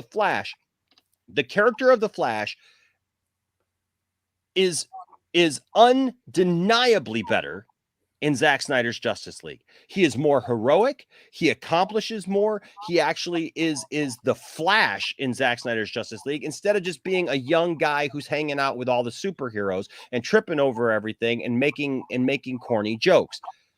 That's my point. They're coming from a position.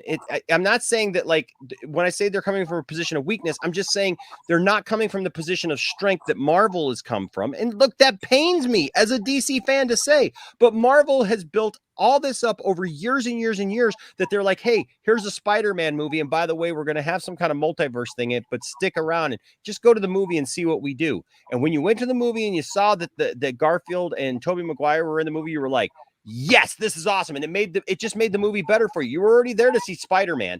You were already there to see the Marvel movie. But then when you got that, it was extra. When they literally come in and they're like, here's a Flash movie. We don't really have a set universe. Nobody really knows what this is going to be based of. Nobody knows where these characters are coming from and like what their motivations are, what their actions are. You don't have any baseline. There's no baseline here. We don't know how the Flash is going to act. We've heard both stories of that Muschietti like Zack Snyder's Justice League, so that's what his is going to be. We've also heard that no, they're going to go with the Justice League version. We don't know which version of the Flash we're literally getting with this. So they're right there. It's weak right there. You got a weakness. You got a crack in your foundation because we don't know what Flash we're getting. Then when you add on top of that, you got other little spiral cracks because there is no established universe. There is no established universe of like who is who in this movie. Where are things settled? Who is going to be the leads and stuff? And then all of a sudden you got, hey, right off the bat, we're telling you Michael Keaton's in this movie. Michael Keaton, we're going to bring back the nostalgia. At first, something that I thought was a strength. Now, after seeing the way Marvel pulled it off, the way that they're doing it to me is a crack. It is a weakness because they are relying on that instead of coming from a position of strength. It's a crack. Also, hey, here's a Supergirl that you've never heard of, never seen, don't know anything about, but she plays the main part in it. And now we're talking about, oh, she could possibly be this thing going forward. Those are all weaknesses that it's coming from a position of weakness instead of coming from that position of strength to be able to say, our universe is established. We are ready to tell this story now. We are ready. This story is important and needs to be told because it's part of the Flash's story. This doesn't even seem like it's part of the Flash's story. This seems like the Flash gets caught up in like it's supposed to be the Flash goes back to save his mom, and somehow we've got Batman 89, Batman Ben Affleck, Supergirl, and a doppelganger of himself. We don't like. I'm sorry. Like I would love for it to be a position of strength, but nothing about that is from a position of strength. Now, Rational Skeptic here with $5, and I'll let you rebut me, Joe. But Rational Skeptic with $5 says Arrowverse is Earth Prime, DCEU is Earth 1, Stargirl is Earth 2, Keaton is Earth 89, Routh is Earth 96. 96. That's what they called him on Crisis. They called it Earth 96. Did they call it 96? Okay. Yeah. Yeah, because I think that was because it was Kingdom Come, wasn't it? Okay, so here's the thing though. Whatever the CW did, the movies don't care about the distinction they made between Earths. That is a CW thing only. I guarantee you. Well, the movies actually, will no. not address that. I guarantee you they will not I even actually mention think it. they would. They should address Ezra They Miller. have to because Ezra Miller showed I up actually disagree with you, there, RJ. so they have to address it. It's not if they don't address it, then that whole Ezra Miller thing is another thing that just was because they not put necessary. because they WB specifically asked for him to be there. So I'm just saying, like, with the level of get this incompetency guy they've in there. shown, I wouldn't even be I'm surprised also- if they didn't even reference the cameo that Ezra they will Miller because Grant Gustin will be in this film. Yeah, that's what I was going to say. I guarantee Gustin Grant Gustin will be there too. But now, here's the thing. I was going to rebuff something you said, and then you said like 27 other things. So I can't. I didn't take notes. I can't rebuff everything. But the one thing I was going to say is you started off by saying that they're selling this as a Batman movie. They're not selling it as a Flash movie. Yep. But the fact is, they're not selling it at all. The movie doesn't open until November. This movie, they haven't started promoting this movie yet. The most we got was a little thing at Fandom. And I'll point out, even that little tiny clip we got at Fandom didn't show us Michael Keaton. And it didn't show us, like they teased the Batmobile. They didn't show it to us. It did show the back of his head. Yes, it did. Well, my point is, we don't know how they're going to sell this movie yet because they haven't even begun. This movie, and also set photos literally show him like being in it like quite a lot. This movie is mattering less and less. They've done it. Yeah, they've done a lot. They've done a lot to make the point that Michael Keaton is in this. That Michael Keaton is a huge part of this. That like they had to push to get him back. And Michael Keaton actually at first was. I mean, we did a whole show about the fact that Michael Keaton was like, yeah, the script is somewhere. I haven't even read it yet. And then like a couple weeks later, it's like, oh, I'm in it. I'm totally in it. Like, so that could be, which tells you something too. That tells you something too. Michael Keaton must have liked what he read. He must have liked what he read because we were talking about a guy. It tells me that Michael Keaton was messing with us. Is what we're also talking about a guy who walked away from Batman Forever because he didn't like the direction it was taken. So it's not like Michael Keaton's desperate. Well, because it wasn't Burton. That's why. Well, this isn't Burton either. Well, it's one of those things where it's two things for the script that one, it must have been taken from us, like it's maybe just like No Way Home where they had Mark Webb and Sam Raimi on that script. Burton was probably a part of the script, or Keaton was part of the creative process for his character as well, because he knows that Burton character. So it's like one of those things. Yeah, he was messing with us there. So like, it's I think they're because like I just rewatched that teaser thing. It really seems like the majority of the movie is going to take place on Earth 89, and whatever Earth they're calling that Earth, because like the whole him and Keaton saving Supergirl from Argus, and then them trying to escape that Earth, whatever that may be, and like it just really seems like that is the main setting for like at least like 30 minutes in, and then like the last 40 minutes is on DCU. So there's like a good 30-40 minutes there just sticking there.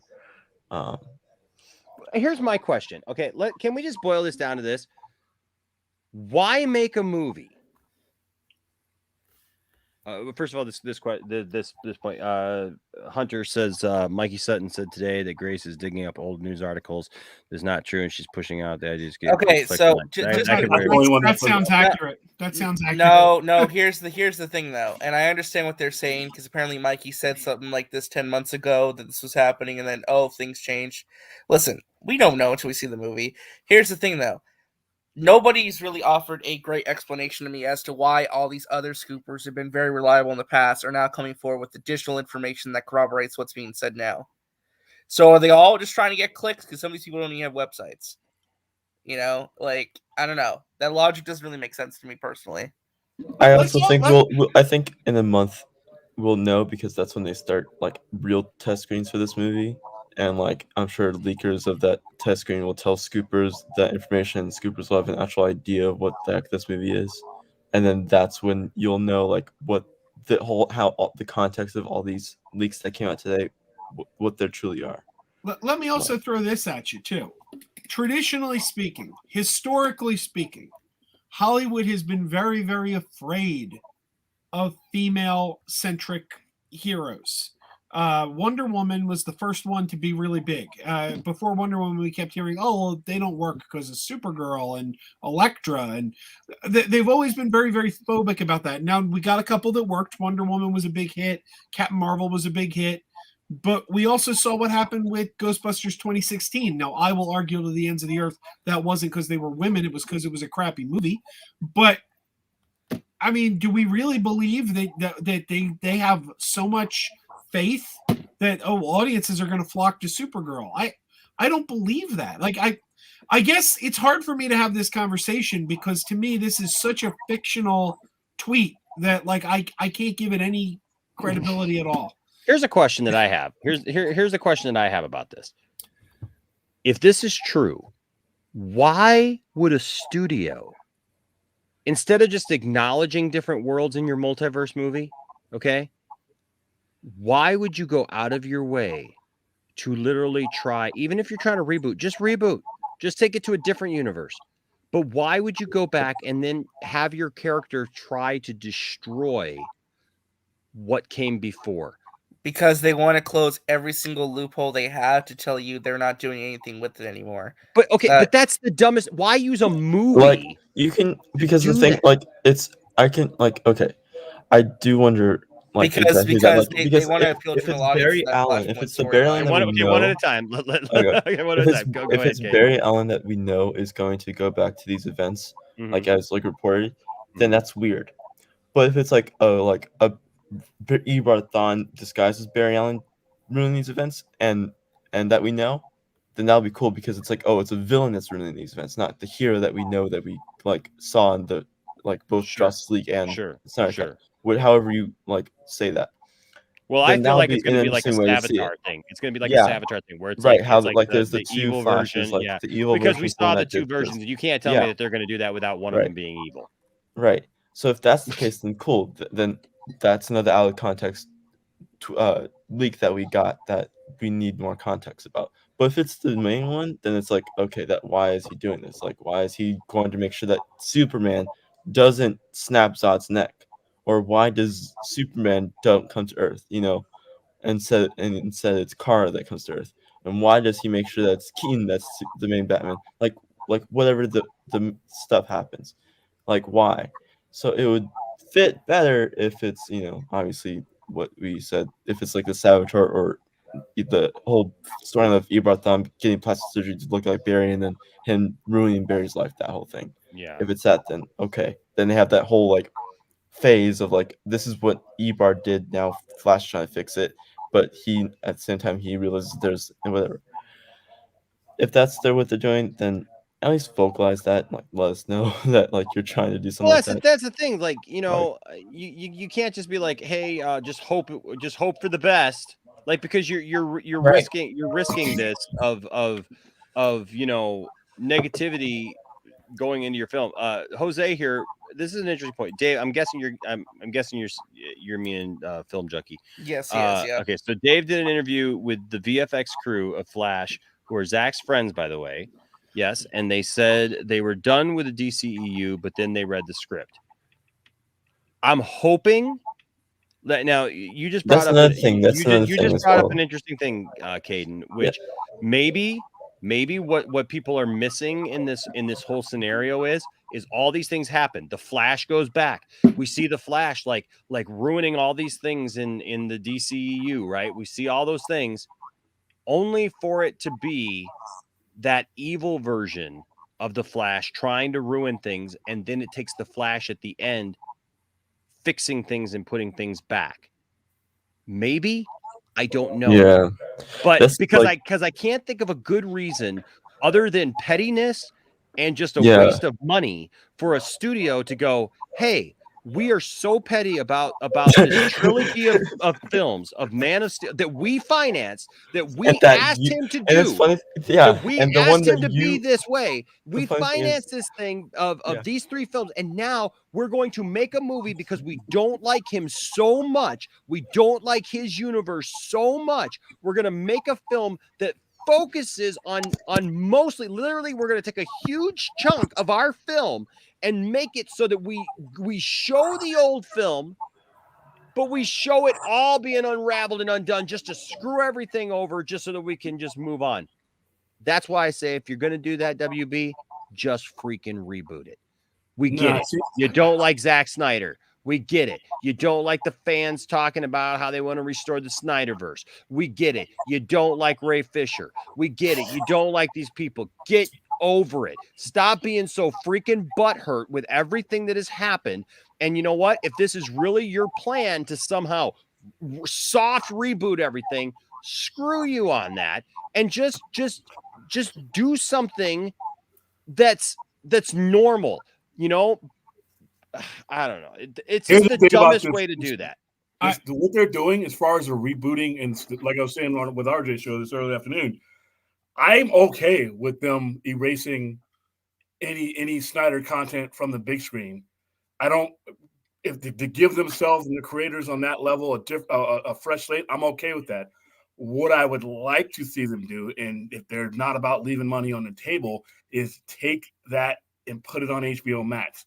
Have whatever the Flash is going to do, just like you did in Crisis, when they restarted that universe and the time trapper took the piece that he needed Superboy for, and he created his own universe and linked the future to that. Do that for HBO Max. I don't care if I never see a Snyder reference on the big screen. That doesn't mean that the movie's going forward, because what they should be using this to do is establish separate Elseworld universes. The CW needs to be one, run by somebody, and HBO Max needs to be one run by somebody, and then the cinematic universe needs to be run by somebody. And whatever they want to do on the big screen, if you want to put Cavill in there in a universe that is not born necessarily or directly connected to Zack Snyder, who knows if Zack Snyder would even produce a movie like that. But I don't think that they're thinking about it that way. But there is money to be made on all of these if it's done right and presented right. Like right now, we're in what, January? This movie comes out on 11. The marketing campaign for getting us soft on this movie should have started months ago. All right, but like I said, I mean, they don't want to divert attention from Batman and Black Adam, though. I think your marketing campaign will probably start in like June-ish, July-ish. If you can't walk and chew gum at the same time, get a new job. They're running a multi-billion-dollar organization. They can market these things. You can pace things out. You can pace things out months in advance. You can link things up. You can bridge anticipation. I don't buy that. If they can't do that, then they need to be delivering pizzas. So what they really needed to do, and they need to generate the hype, not for one movie too, RJ. They need to be generating the hype for everything that they're doing.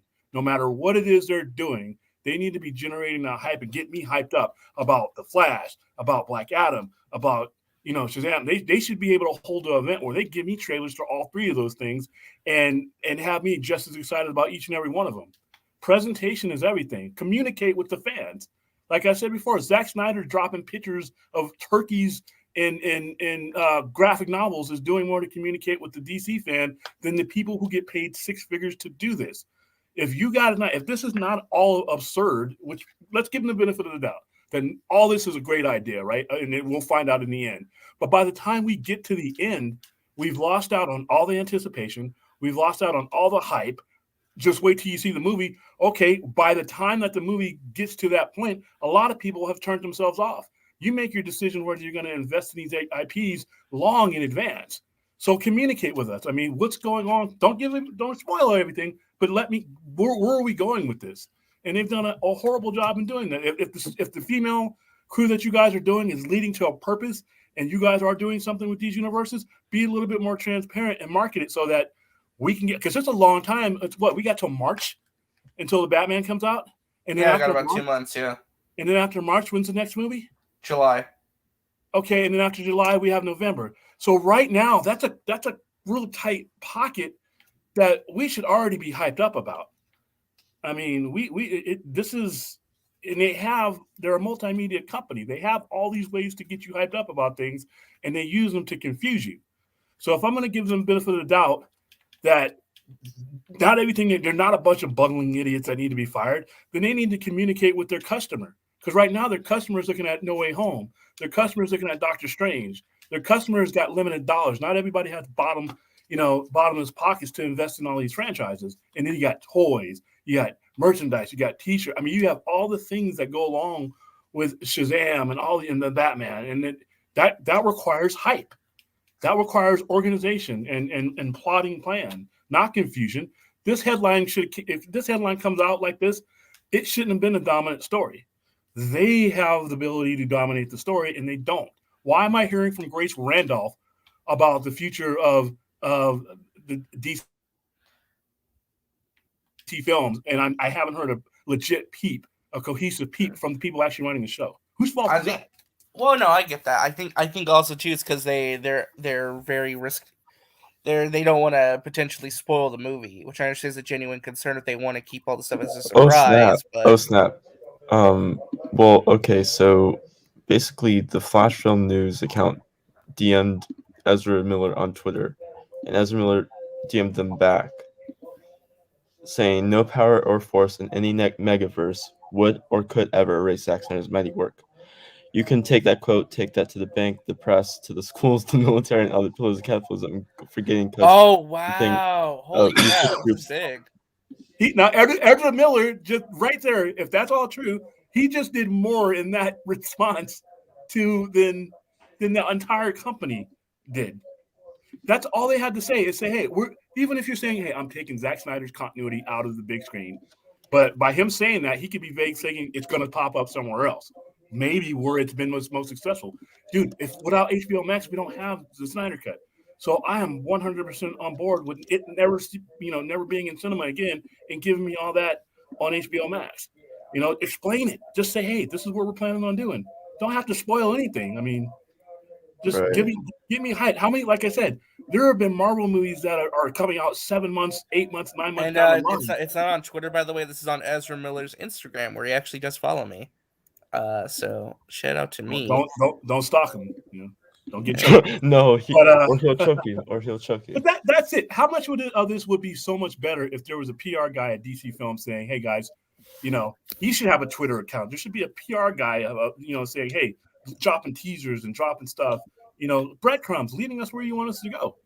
If you want us to get hyped up about the Flash, then leave the breadcrumbs that you know lead us to do that. You could do that without giving up everything in the movie. Yeah, but you're an idiot, and they're not. I don't think they're idiots. I just don't think they have the connection of all the people that are currently running DC Films. Not one of those guys came up through the culture of comic book movies, and that's the one thing Kevin Feige does have. He came up from Fox. He came up through these comic book movies, so he's connected with an IP. But there's people out there that can be hired that are. You know, I linked the tweet in the chat. Well, yeah, I haven't shared on my screen. I'm just waiting for Enosh to get back. Yeah, I didn't know he was gone. Yeah, he's been gone. Yeah. So if you guys can click or copy and paste whatever, it'll be in the chat. Yeah, like I said, I haven't shared on my screen. Just waiting for Enosh, but it is there to look at. Yeah, and that just that alone, right there. That what he said could, if that's true, just change the entire tone of the day of all these streams. And he's not if it's allowing me to send the link at all. Honestly. Yeah, I don't think StreamYard lets you send links.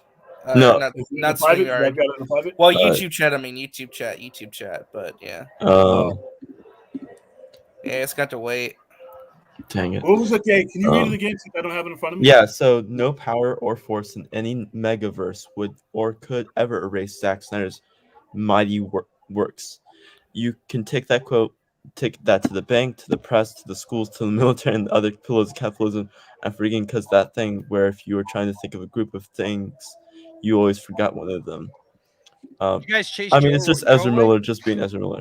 No, Joe had to leave. Oh, okay. This is I breaking come back news. and Joe's gone. And Enosh. No, we didn't hear him. This is breaking news. This is from Ezra Miller's Instagram. The Flash movie account messaged him and asked him what's going on. Who did? The Flash Film News account messaged Ezra Miller on Instagram, and he responded. Oh, okay. Hold on a second. Okay, so it says fans are going crazy thinking the movie is erasing Zack's movies. They don't see the potential this movie will bring. Nope. Okay, hold on a second. I gotta enlarge it here. No power of force in any known megaverse would or could ever erase Zack Snyder's mighty works. You can take that quote, take that to the bank, to the press, to the schools, to the military, and other pillar of capitalism. I'm forgetting because of that thing where if you try to think of a group of things, you always forget one of them. That sounds like him stammering. That sounds like Ezra Miller. That's perfect. Wow. Yeah, that sounds like them.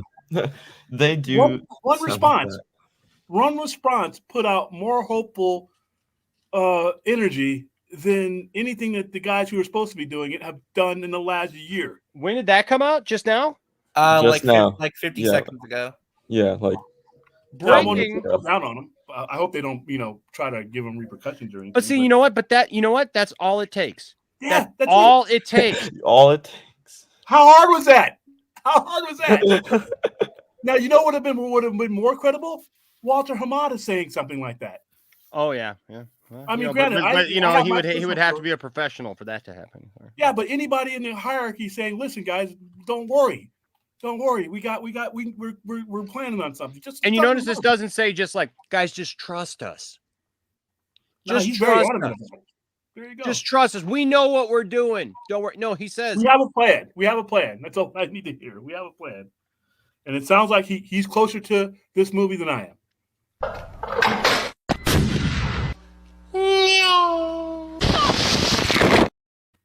That is the trippiest stuff. But Ezra Miller's closer to it than I am, than a lot of scoopers are. So, hey, but I would like to see more of that leading up to the movie from people who are, make movers and shakers. Or maybe Andy Muschietti himself, maybe. I mean. Mm-hmm. But little things like that, it doesn't take much. Little things to keep your fans engaged so that we're not eating each other. And Right. and because when you leave holes, people fill up holes with BS. When you leave gaps, here's all the scoopers after that statement. Oh my god, dude, that party was so. Oh, I almost just kicked that rock. I'm not gonna fall.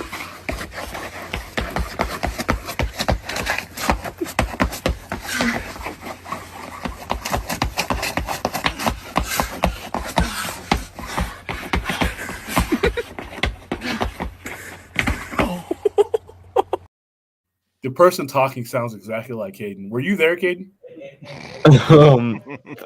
No comment. Imagine if it was actually me though. But that is yes. To answer Andrew's, yes, this is Ezra that's Miller's. really Ezra.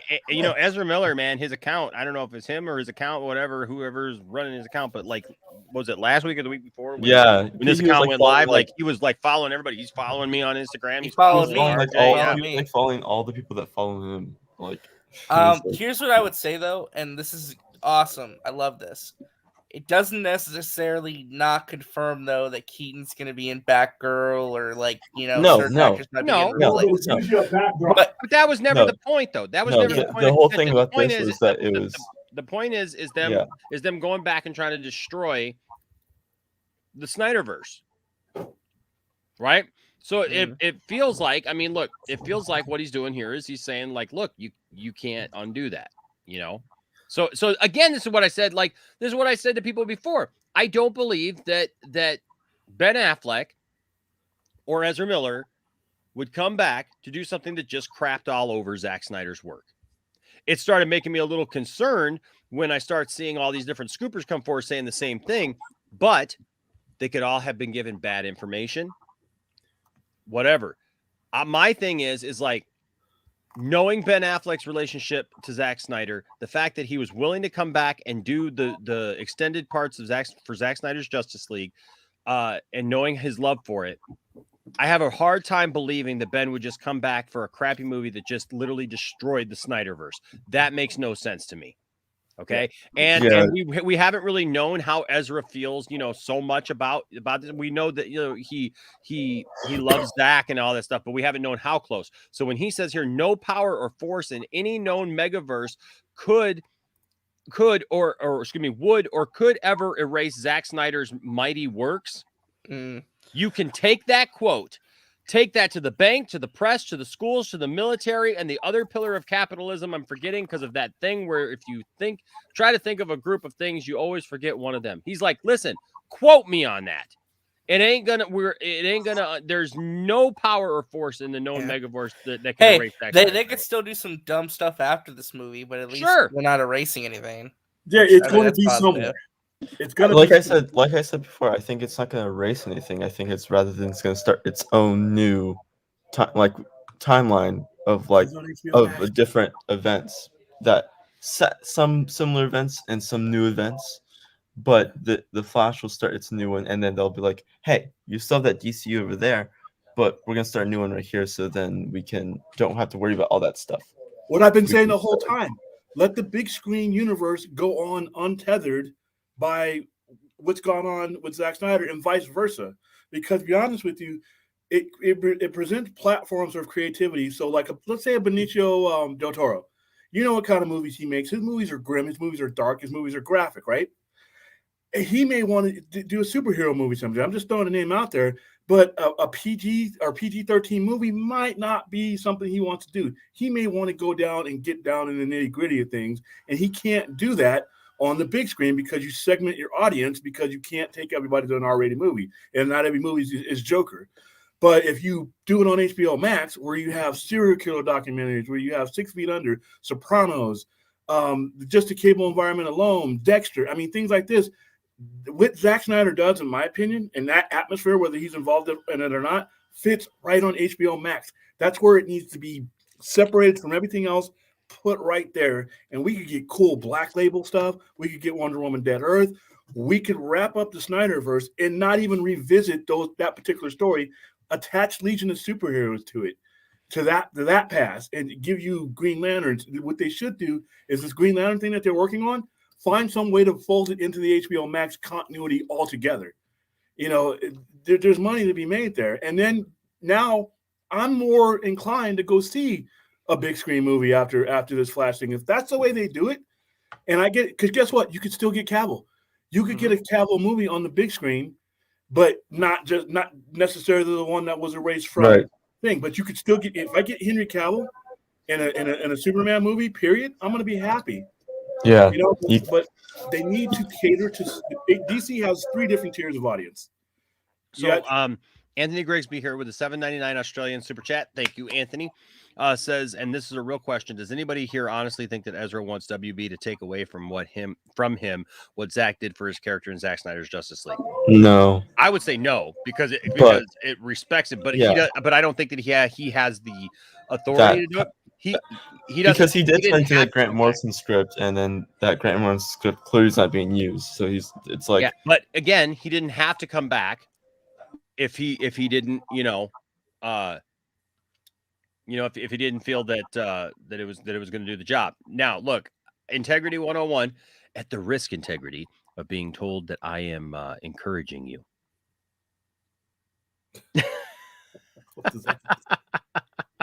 that I am propping you up, dude. You actually have something here that I think is very rational. It says, wake up. First of all, you don't have to scream, man. Wake up! Also, I see some people saying that this is him confirming that the Snyderverse is continuing, like with JL2 and JL3. No, that's not him saying that at all. Oh, dude. Oh my god.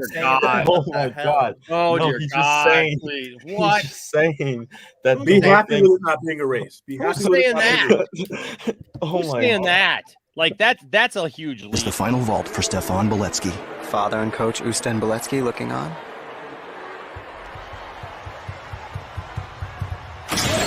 Whoa! I've never seen a springboard break like that. There will be a deduction on. Where do you find this stuff from, dude? Okay.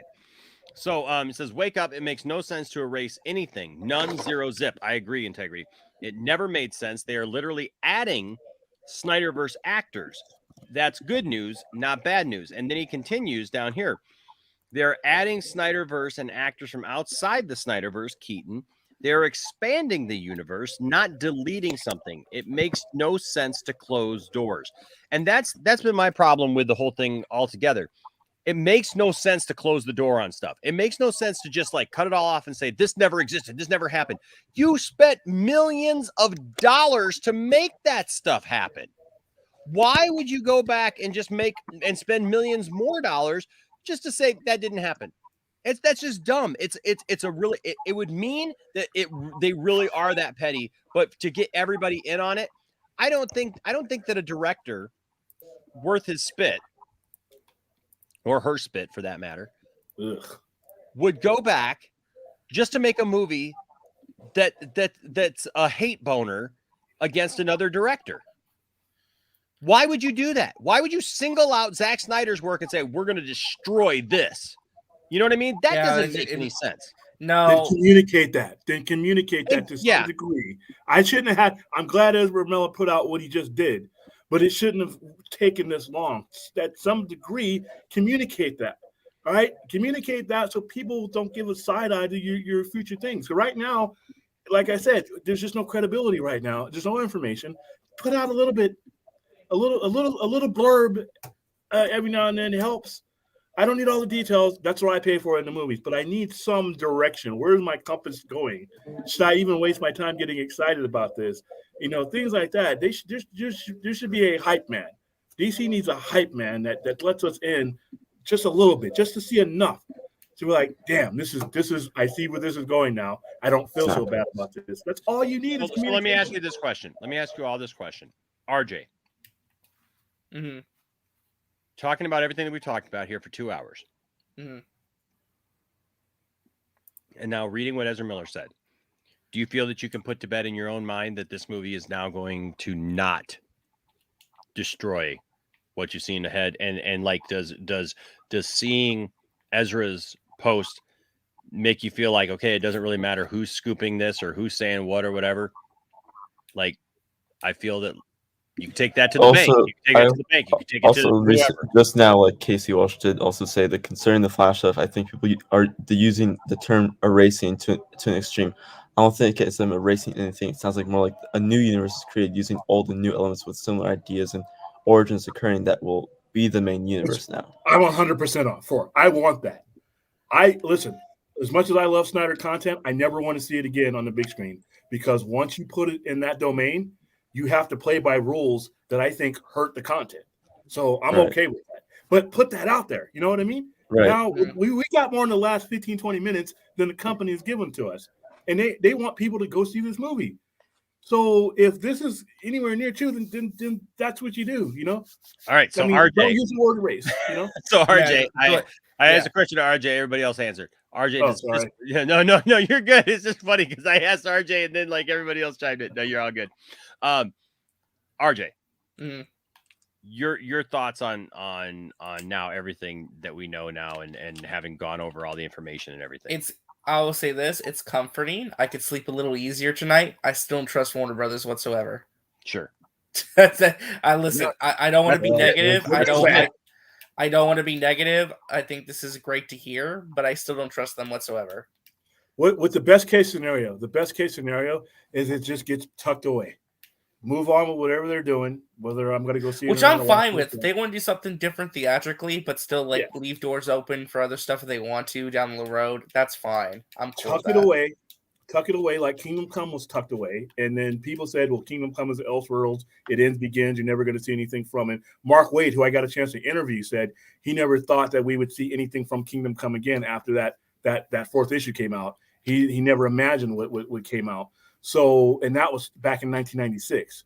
And now we have Brandon Routh looking like Kingdom Come Superman. So put all the Snyder, put it in its own little HBO Max vault. And when things change, things loosen up, people are feeling better about all these franchises and things, and another creator wants to come up. You know what? I want to direct Superman. I want to direct DC stuff, but I want to do it in a way that is probably not going to get me the kind of rating that you guys need.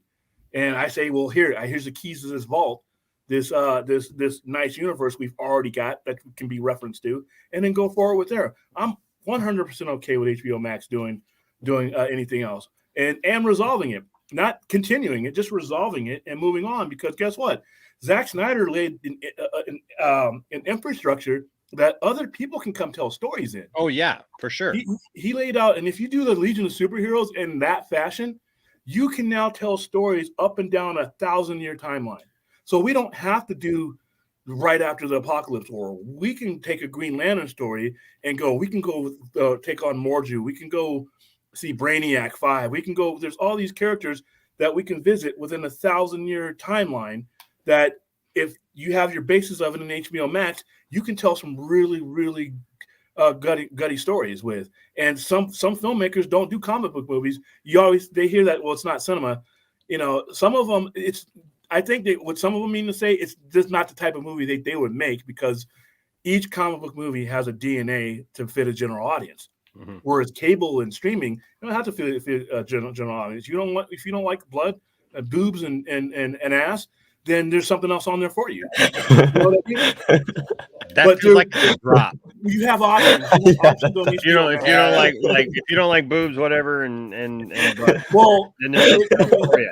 Okay, I don't know what that is, something else is, out of context, but you know, telling a Game of Thrones story, you could not tell a Game of Thrones story in a PG-13 movie, but you can tell it on HBO Max.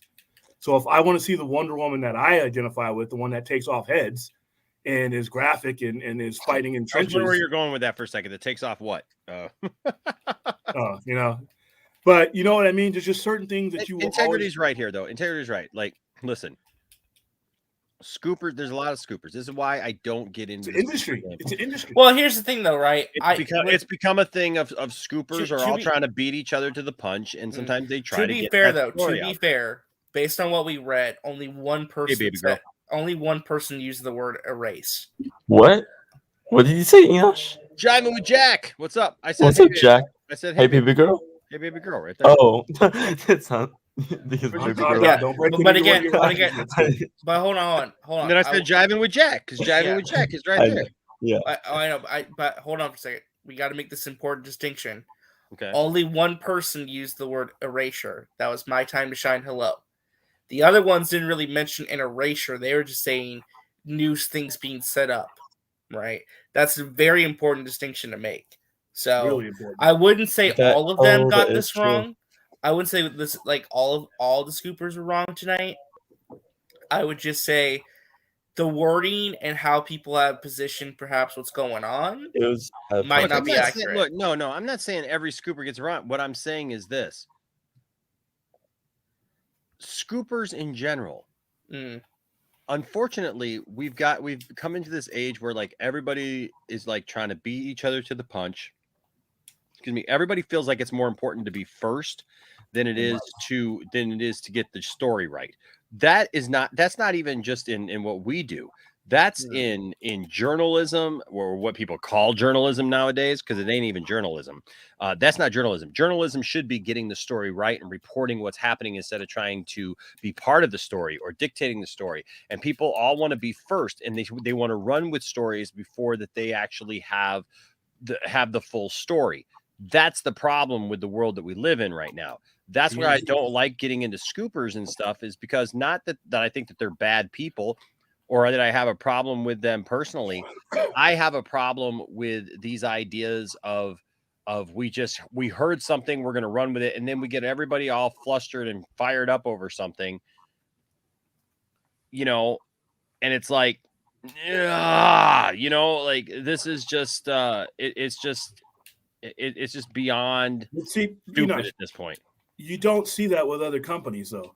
I blame 100% of the blame goes on Warner Brothers for not dictating their narrative to the point where they've left holes for these guys to come in. You always see scoopers and other like you see them in Marvel, but you don't see them to the point where they are running the show. They are the source of information. They are the only only tea leaves we have. Are Levon, we already covered this. Levon just sent me. It's probably the Ezra Miller thing. Yeah, we already covered that. Covered it live. We were ahead. We were right there, like 15 seconds after it happened. We were laying it down. We were the scoopers, actually, but still, can communicate with the audience. Everything Ezra Miller just said to make that a little bit better, and then whatever that came after that could have been done by some dude working for DC sitting on Twitter. That's it. But yet when you don't do these things, it's like the conspiracy theory. When you don't give out facts in a news conference, people start making up their own, and it's damaging. It damages your projects. I would like to see them start doing things to help this project, to get me excited about The Flash.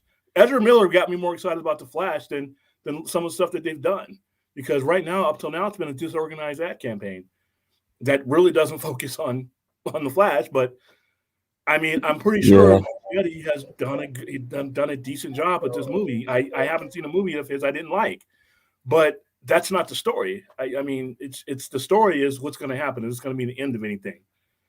And honestly, because like I'm just remembering that we also had that obviously we see in the trailer as well that we all have that report of the Dark Flash and stuff, and so I'm like thinking about this movie and thinking about what Ezra just said, and just think about the whole that it doesn't erase, and like I'm just thinking more and more about the whole thing where where what William we were saying about like the whole thing where this Flash movie is just branching into a new timeline where Man of Steel did happen, but not the same way that it happened in the way we saw it.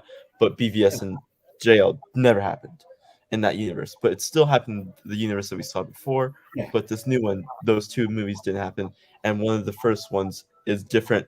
And the way it's different is that it's not Superman, it's Supergirl, and it's Kara instead of Kal-El.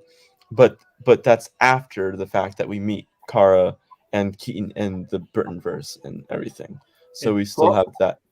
For all we know, they could go back to whatever realities they come to, and you could have another, like you did post-crisis, a composite universe where It's Cavill the Days of Future Past of this universe. Yeah, Cavill is still there, but his roots are different. His roots are in this new universe going forward for the narrative purposes of people going forward. But he will still always have that place in the Snyderverse. Just tuck it away somewhere and refer to it when it's time. Because right now, it's just not time.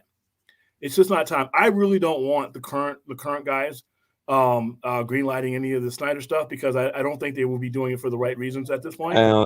Yeah, like I think this may be their way of saying, "Hey, we know our time is about to be up, so we're just going to make a new universe that still has the same familiarity and everything, but so then this new regimen can input new stuff where it can feel more connected, and then you also still have this other side of things where we started off, but it's gonna be like Its the own last pocket, its own yeah, pocket because you can universe. honestly put Shazam in that new universe, like, before we said, because that Batarang could be Keaton's new version of a Batarang or whatever, that bullet that shot Superman, you can say it shot Supergirl instead.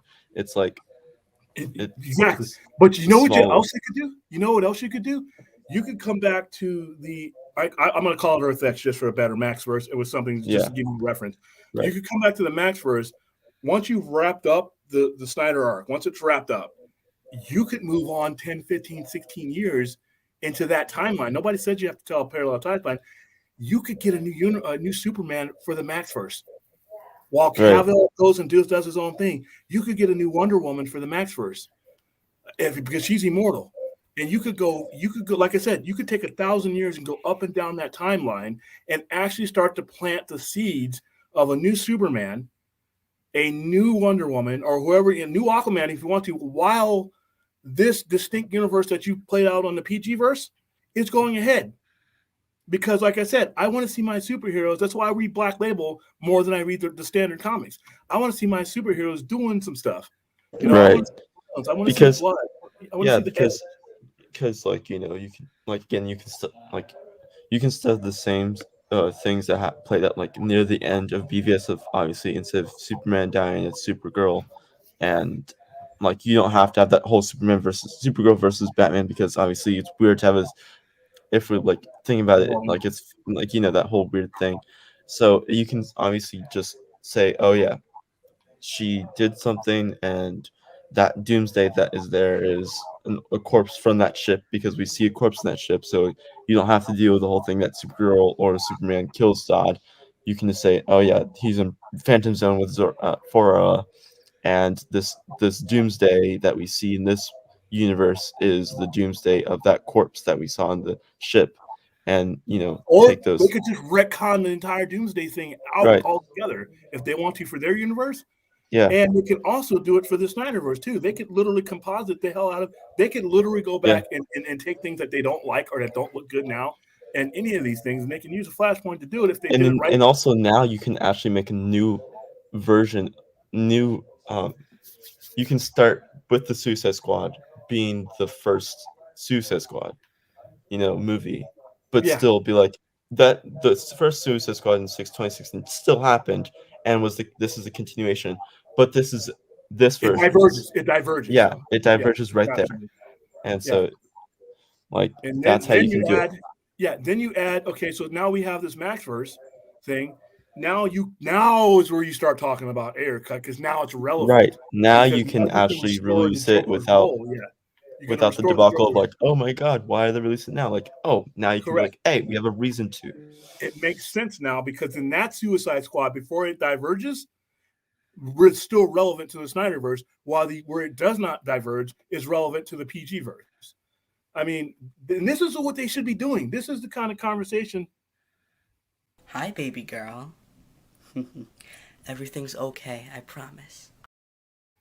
Okay, that was That's the reason why I was like, when you said, "Hey, baby girl," I was like, I didn't even look at the screen. I was like doing something else, and I heard you say that. I'm like, wait, what? Never mind. I don't want to know. But yeah, you're mute. You're mute, so we can't hear you. Oh, I'm sorry. Every time I see baby girl in the chat, I just think about that clip. That clip will forever be in my head. That's that unfortunate. Dude, that kid. Hi, baby girl. Hi, baby girl. It's like Justin God. Timberlake, a creepy Justin Timberlake back in the day. It looks like something that I know, honestly. But yeah, this is the kind of conversation we could be having. See, now, what we just discussed in the last 10, 12 minutes is the kind of conversation that will go in such a positive, even if it doesn't play out that way. No, just but if it doesn't, that would be fine. But like, okay, they clearly like have like because honestly, like I said before, it can honestly go two ways. It can go where they're like, okay, F this stuff, like we don't want to talk about that anymore. Let's do this, and then, or it can be like, hey, we're gonna do this because although yes, like we have like some sort of like thing against him, it's whatever, but we're still going to have that exist somewhere, and then we're also going to create a new universe / timeline where this new regiment and the merge people that are coming in from the merger can do new stuff with it and continue the Shazam stuff, continue the Black Adam stuff, continue the Aquaman stuff, continue the Wonder Woman stuff, at the same time create new stories with Batgirl, Black Canary, and like stuff like that. Yeah, and everybody now has resolution to. I can tune in to HBO. Well, everybody gets what they want ultimately. Yeah, I can trust. Something got finished. I can now look at any, and now I'm just not this militant, against whatever coming out of WB. I'm just gonna piss on it, because all you need is a little bit of goodwill, and people will, I watch some WB stuff now, and I don't think much of the WB outside of Superman and Lois, but I've given it a shot. Their animated stuff, it just things can happen. Oh, no. Austin, did you get a haircut? No, I don't know what you're talking about. Austin got a haircut. Wow. Austin did get a haircut. A haircut and a shave and a little, yeah. Hi guys. Happy New Year. Hi. Hey, Happy New Year. What's the tree still doing up, man? It's January 1st. I still have to take Hey. Next year? The Christmas spirit lives on 365 days a year in my heart. Okay, Christmas. Are you one of those guys who drive by and they just flip the lights off and just turn them on next year? Yeah, no, exactly. Yeah, the lights are still out in the front yard and stuff. They will stay up until my community tells me to take them down. And yeah. Oh, come on, you love it, William. I'm gonna come to the Sci-Fi Center this year. Let me do the decorations for Christmas at the Sci-Fi Center this year. Let me. I got a picture of a tree. A picture of a tree. That's like that's the tree. We'll picture. What's up, Austin? You got here just breaking.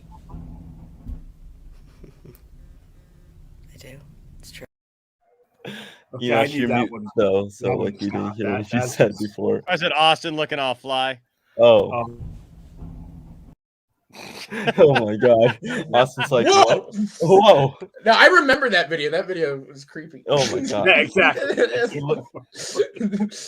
Oh, thank you, TW. I appreciate that. I try. Austin, Jack's watching. Jack, thanks for Jack watching. I know Jack. Jiving with Jack is here. Wow. Jack is here. Wow. Look at that. You kind of do look like Miguel from Cobra Kai now, even more. He's got like lawn. I thought this is like the complete. I did it purposely to look. He wears in this new season or something. In this new season, he kind of has the same haircut. Oh god! You know what? Now I'm thinking, you know what, Austin? Oh god! I guess so. Apparently not at this point. So here's my. Okay. So look, things are looking good. Peanut butter? Wait. Kinda. I mean, they're kind of looking good. I feel better than when we first started this, but I will still say this. If any of that BS is true, you want to see a rant, you're going to see a rant come next year. Well, this year now, I guess. Yeah, I know. Right? It's November. Screw it. This year. This November. If any of that crap is true about the Flash, you want to see a rant, you come back here to the Point Extra. First of all, just be here all year. Right? This last year, 2021, was freaking awesome here at the lounge. We met a lot of new friends. We got we kept a lot of old friends. We said goodbye to some people. We did the thing. We did the thing, right? But realized it was a great year. It was a great year. Thank you to everyone who has been a part of the lounge for the last year or however long you've been here. If you've been here forever, it was great. Stay tuned for 2022. Great things are going to happen this year. But I'm telling you right now, if any of that stuff is true. What true? Like the stuff that me and William just discussed or before? No. I'm talking about. Oh, it's like. Hello, get with the show for God's sake. What have you been doing this whole time, Kate? Damn it. Oh my God. It's like I don't pay hey, I'm talking about stuff that we're actually talking about. Caden's over here like, oh, were you talking about what I was talking about? Don't worry about it. Don't worry about it, sweetheart. Don't worry about it, sweetheart. What you guys don't know, that was actual footage of Caden as a child. That's actual real footage of Caden. Last year. Stay tuned, because I'll tell you right now, if that stuff comes out, Oh if my that God. crap comes out, and that's the way that they actually do the Flash, He's breaking his computer. Enosh is going to become a He's Marvel. like, I'll tell you what, I'll I'm gonna join break you, something. Enosh. I'll break you. You're not going to break. Yes. You're not going to break something, Enosh. You're just going to become a Marvel channel dedicated I'll to the break MCU. something. Hey, I want violence. to go. you know what I might break? You know what I might break? You know what I might break? A My pumpkin heart. latte. Today I'm going to teach you guys how to make your own pumpkin spice latte. First, get your coffee, then get your pumpkin. Ready? Let's go. Are you kidding me?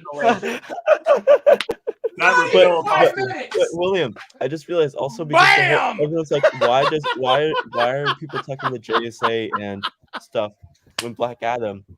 They can easily fix that by saying that JSA obviously isn't from that the one that we saw, but it's the new one. From the 5 minutes. It's not. I can't just. No, funny enough, we brought up you when we talked about the peanut butter video.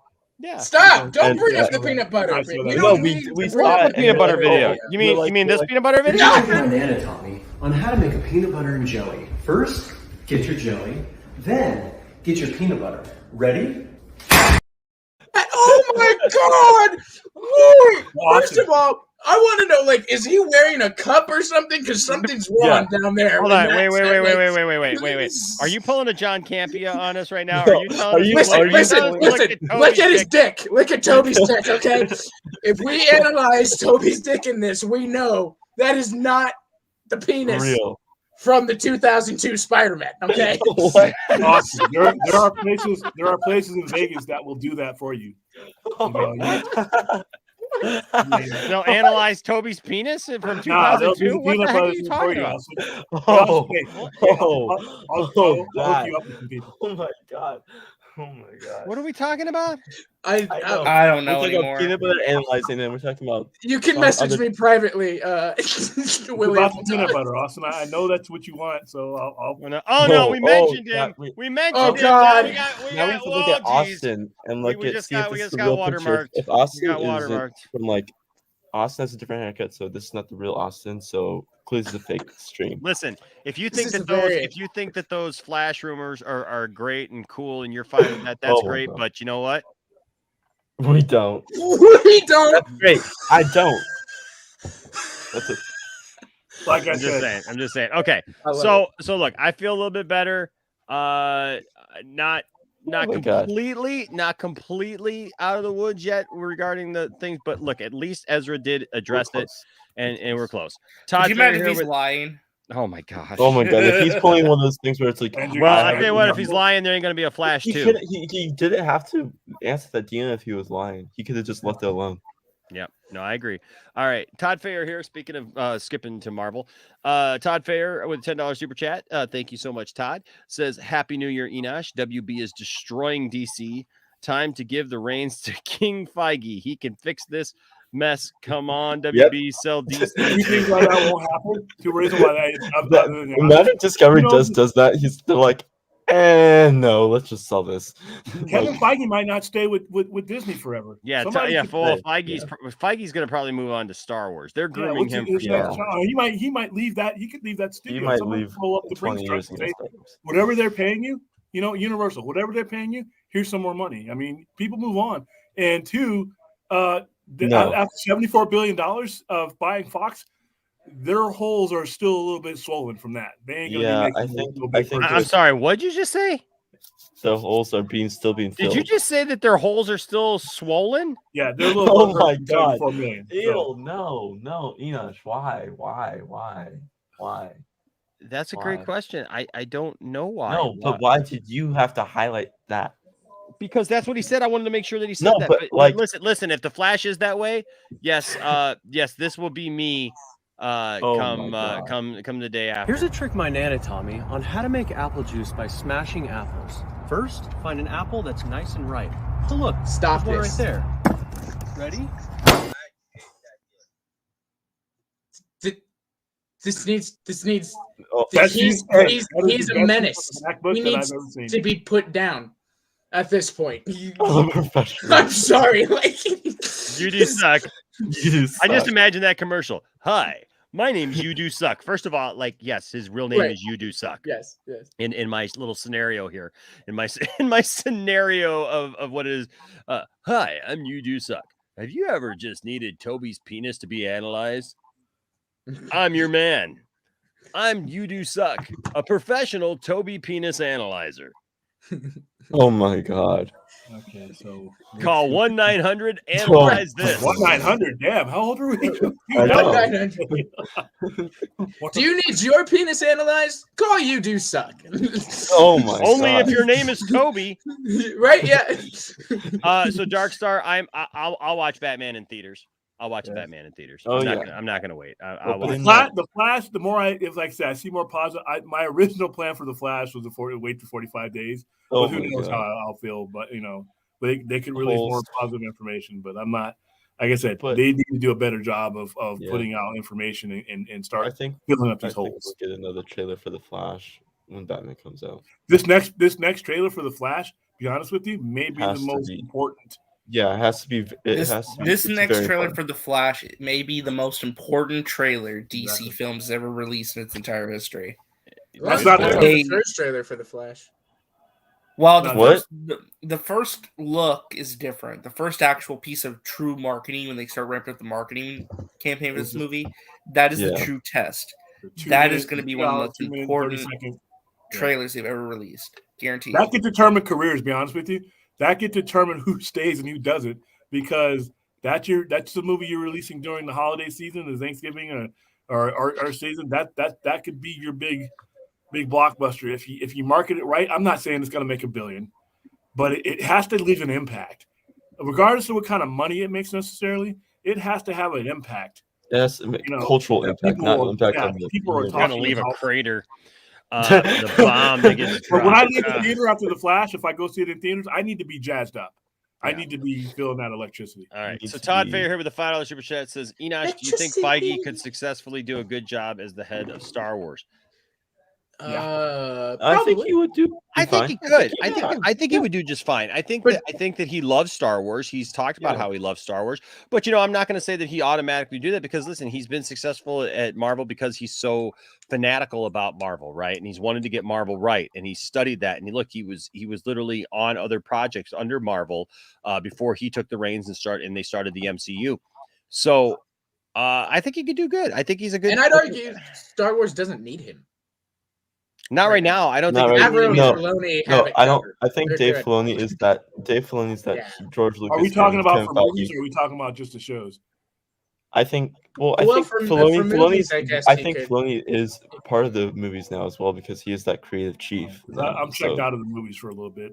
Like I said, my last vestige of Star Wars right now is watching Boba Fett, and after I'm done with Mandalorian, Josh that's it. Gad. None of these new Oh shows. God. I'm gonna wait on these new shows. Like Well, William, I wouldn't wait on any of these new shows, because they're telling a larger story that if you don't watch these other shows, you're going to miss out, because you're not going to be. Yeah, I don't think it's you're going to be gonna able to be just big jump back songs in and stuff. like the Mandalorian. They're all going to tell a complete story, dude. That's what the whole point is. They're filling in these 30 years, and so You've seen Clone Wars, right, William? Mandalorian is going to play into Book of Boba Fett, even if you don't see it like right away. That it's like, Wait. like there's going to be stuff in Book of Boba Fett that's going to be called back to in Mandalorian. Then you're going to watch Ahsoka, and Ahsoka's going to have those same exact things. Because Ahsoka is like the whole thing of bringing. Look, the only one that I'm really not very interested in right now, but I'm still going to watch it because of that very fact, is Cassian Andor. Because Andor, I really don't care about at all, to be honest with you. But I know that there's going to be stuff in there that is going to be. Honestly, I'm looking forward to. I'm looking forward to. I really don't care about Andor. Not because that's the thing. Okay, like guys. people I see you guys. That's a problem that I have with it, is because I'm looking forward to it, not because of Andor. It's because of other things, ideas and concepts that I know that are in Rebels and Rogue One and in New Hope that will be in this because of. So I'm done with this era, so I'm just telling you, William. I think it's a But mistake. I'm very looking forward to it. Well, this era is not done with you, William. That's right. It will It's have its not- way with you. All your It will- holes will be it will- swollen. Whoa. So Anthony Whoa. Beltre here with a question says, What? Enosh, which one are you excited for, Black Adam or the Flash movie? I'll be honest with you.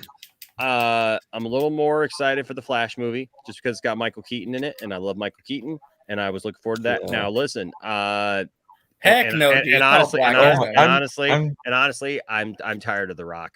I'm tired of The Rock's personality. I've never liked The He Rock's hasn't done personality. anything yet. Exactly. anything to You know you. what? Matt Jarbo is absolutely right when he says The Rock is probably really not a movie star. Like, Oh, come on. Don't subscribe to that line of thinking. Oh, I'm sorry. Did I agree with Matt Jarbo and that made you mad? No, well, you agree The with world is bad ending, take guys. that he The world has. is Don't ending. agree with The world Trevor's is bad ending. take. Guys, the world is ending. We won't be able to make it till tomorrow because. Josh Gad, get out of here.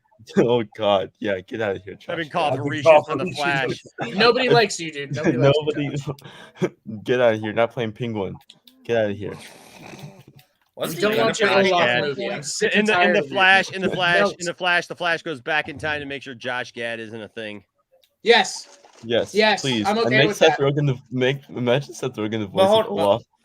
Real quick, though, Enosh, Seth you weren't Rogen gets all the jobs Josh Gad didn't get. But Enosh, you weren't impressed at all with that first look of Black Adam. Not even just a little bit. The first look we got, the footage. Can we just acknowledge? Dude, I like the character of Black Adam. I think The Rock is perfect to play the character. I do not like The Rock. I think he looks fine. Am I going to sit here and act like I'm not going to gush over that teaser trailer because the teaser trailer didn't show us anything. It showed us a guy melted a guy with his bare hands. Okay, and you know what? I kind of got a problem with that because he melted a soldier, right? We don't know where that is now. That soldier could end up being a bad guy or whatever. But if that's just like the way it was presented was just some innocent soldier, I get what they're doing. I get all that. But here's the problem with that. If they're gonna try to turn him into like some anti-hero, that it's like, oh hey, look, he's a good guy now, and he's fighting for the good guys now. And you know what? I get it. Black Adam's supposed to be brutal. He's supposed to be absolutely brutal. But here's the thing. I think they're riding the fence on that. And I don't know. Like, I'm not hating on it. Because look, I love Black Adam as a character. I just don't like The Rock. I don't like Dwayne Johnson. That's just it. I don't like Dwayne Johnson. I didn't like him as a wrestler. That's one interview you're not getting on the Poindexter Lounge. I'm just saying.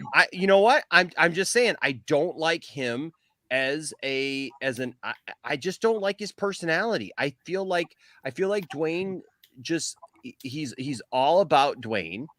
I don't feel like he really cares about any of the characters. I never get that. Look, I would love to talk to him and actually hear his heart on something, because most of the time it's him posing and trying to make us think that like he's cool, like by all the stuff he's doing and being sarcastic and throwing down things and just trying to like have the last word on stuff instead of like I still have yet to hear something from the heart from Dwayne Johnson. I'm sorry. I think when he called Vin Diesel manipulative, I think that was from the heart. I don't like Vin Diesel either. Yeah, but the thing was, he was either. That was from no, Rel. I did not like him. I did not like him as a wrestler. Listen, not even a little bit. But again, not even a little bit. I don't like the fact that they just put him in all these situations, and now he's The Rock. So The Rock is never going to come back to WWF or excuse me WWE. He's never going to come back to WWE in a match or whatever and get beat. So as soon as you see The Rock show up on something, guess what? The Rock is going over. The Rock's going over. He lost to Cena in the main event of WrestleMania. Yeah, because they had to take the title off of him because he had the title. That's the only reason it was there was to give the title to him, because we all knew that The Rock wasn't going to stick around. The Rock beat CM Punk for the title, and what's the thing? Oh, we give him a new title design, and we give him all this thing for him to be around for how long, and then give the title right over to Cena, which is more boring than Dwayne Johnson. At least, I'll say at least The Rock is fun to watch, and he's entertaining, and he can be really funny sometimes. I'm not hating on The Rock. I'm just saying I just don't like him. I don't like that persona because he's always the same persona. Right. But he's funny. Like when he would pull out the guitar and he would sing and stuff like that. I love that stuff. I love it because it feels like that's more personable. I just don't like the constant, like making me feel like I got to think that you're cool and you're smarter than everybody and you're quick witted and everything. I get all that, but you know what I mean? It's just, it gets old after a while. And then coming in, like I've been very vocal about this whole, thing about, changing the hierarchy in the DC universe, which is just a hype line. It's a hype line. That's my problem with it. It's just a hype line. It means absolutely nothing. That's the point. At the end of the day, hyping a DC movie. Somebody needs to. At the end of the day, it just means nothing to me.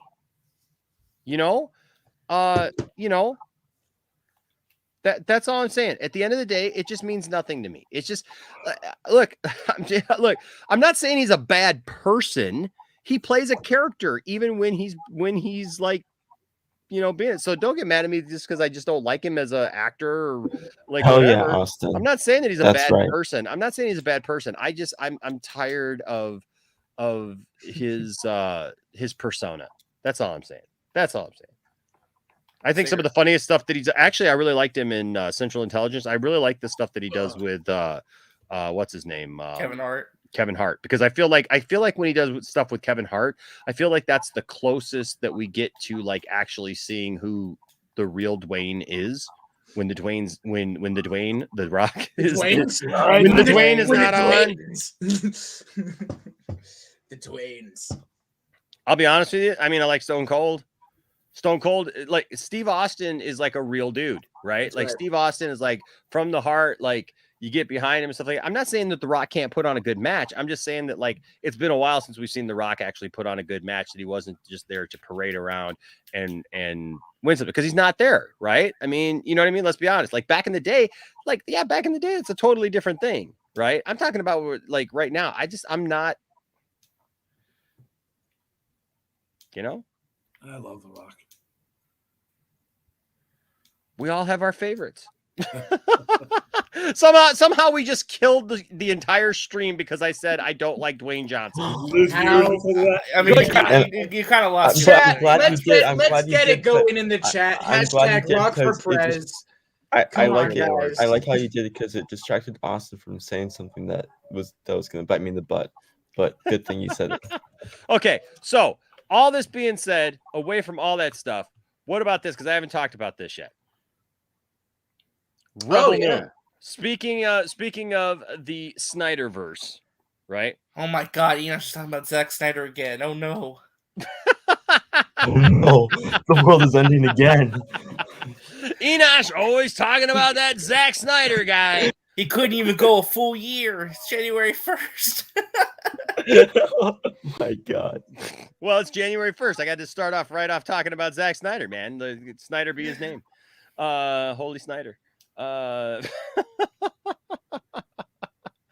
Okay, so this was concept art that was released for Rebel Moon, right?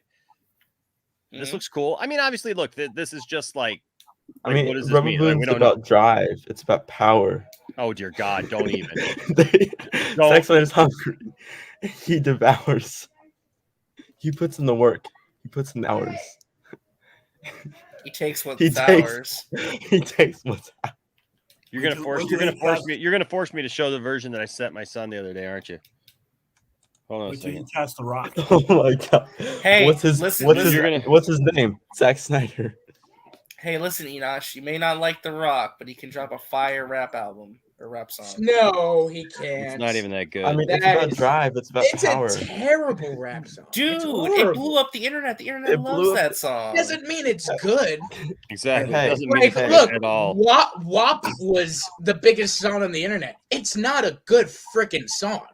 It's a trash song. It made Ben Shapiro realize that he is not the right person for his wife.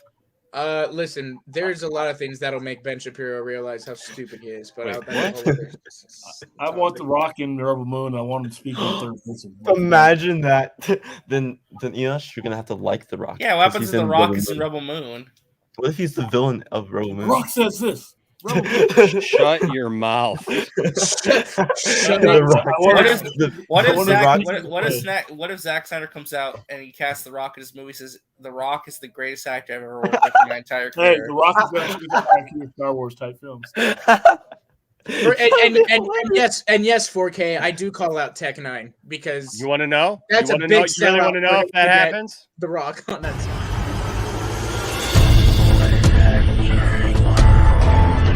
ends the show there. Boom. We're done. Right there. Well, would you just retire from YouTube? Shut it down. And then the monologue, the villain monologue of The Rock in Roman. There's a version of that rock rap thing where he's like it's about penis. It's I know it. It's about. Yeah. Yeah, use the Rock in the Rock. Oh my goodness, Enosh, are you even allowed to play that penis jokes? In I know. 2022? It's a penis joke. It's the first penis joke of. Well, it's not because we talked about Toby's penis earlier. So yeah, come on, guys. We've already done 5 or 6 penis jokes in a row. So penis. It comes with the territory. I found the best song the other Does day. it? Does it go with the territory, RJ? Do penis jokes just go with the territory now? When I think of the Poindexter Lounge, I just think penis. Basically, and I even found a new theme song for it. It's a barbershop quartet. Enosh, we could probably get a few guys to do it, and it's a song called Penis. I think you would really enjoy it, and I think you would really love how it goes. I gotta send it your way. Oh, we're gonna get Enosh. It goes a little something like, "Take a look at my enormous penis," but I'm at the bar. Yes, and then going away. Yep. I take a look at my enormous penis, and everything's going my way. Yep. New music video coming soon, guys. Me and Austin. Yep. And I gotta rethink my life. William's like, I associate with the wrong people. We haven't even hit the 3-hour mark, and we've already jumped the shark. I'm scared. I'm pretty close to taking my shirt off already, so we're almost there. Outside. Every time I take my dogs outside, to go pee, I just go pissing outside. You don't know what you're missing until you start pissing outside. It's true. It's true. It's the way we were Bob and meant Tom. to do it. Bob and Tom. Dwayne the Cock Johnson. Which one of you jabronis doesn't smell what I'm cooking? Oh God! Get back in the kitchen, Dwayne. Dwayne, where you belong. That's his twin brother. You've jumped the shark, Dwayne. Get back in the kitchen where you belong. Wow, that's gonna get clipped out. Wow. Get back in the kitchen where you belong. That's gonna come and kick. Talking about Dwayne Johnson. Yes. This entire show is gonna get clipped by somebody. Jump the shark.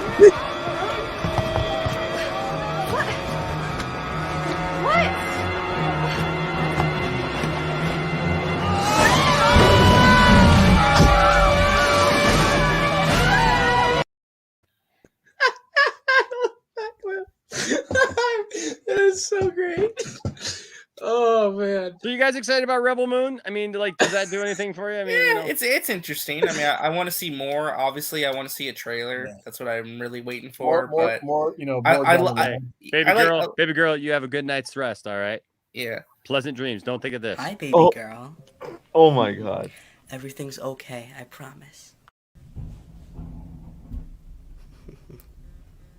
I do. It's true. Are you trying to give her nightmares? Because he stares into your soul. Yeah, because I know someone that looks just like that and sounds just like that. So I'm like it's putting memories in my brain that I don't fall out of bed, baby girl. Oh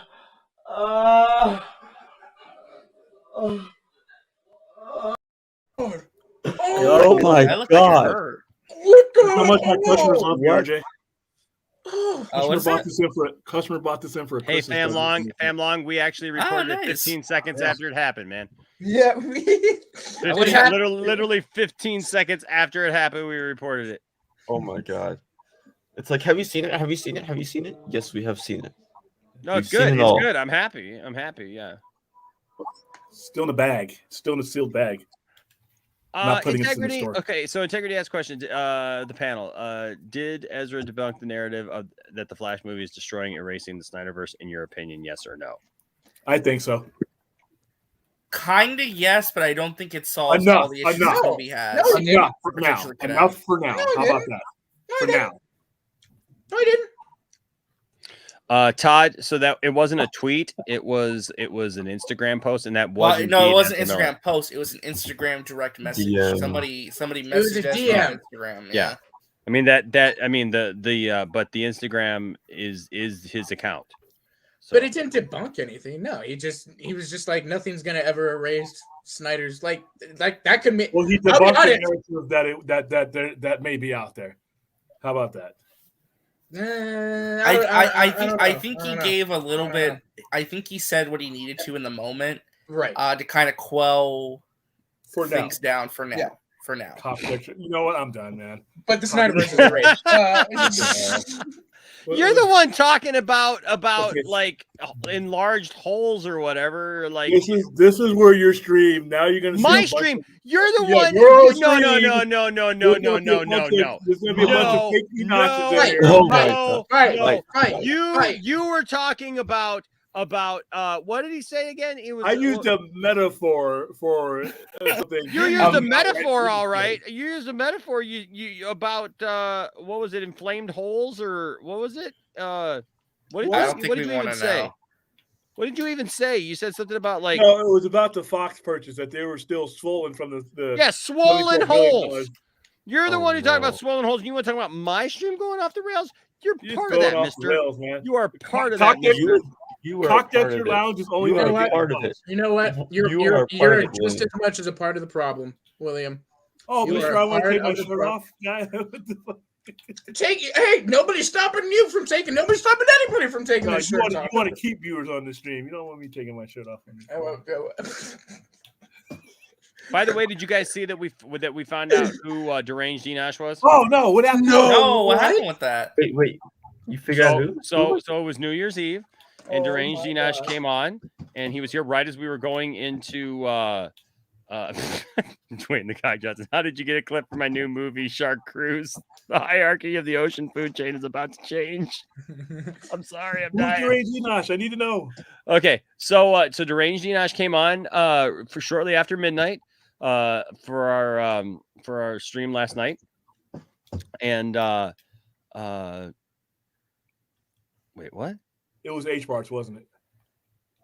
Oh no! Why'd you pull that up? Why'd you pull that up, Enosh? I recognize who it was. It's John Cena with Mouse A. Dungs. It's John Cena. It's Zhang Cena. It's Zhang Cena. Look at the name. Zhang Cena. You know, he speaks pretty good Mandarin for what he had to do. Yeah, he speaks very good Mandarin. Yeah, I'm like, dude. I wish he wasn't saying the stuff he had to say. Wow. Wow. There was a lot of thought put into this one. Let me tell you something, folks. Wow. $1.99 super chat too. Wow. Zhang Zena. I didn't even notice the name. I was like, what's the name on this one? And like, wow. I had to look twice to see the face though. I was like, what? That is hilarious. Okay. So okay. So are you ready? Yeah.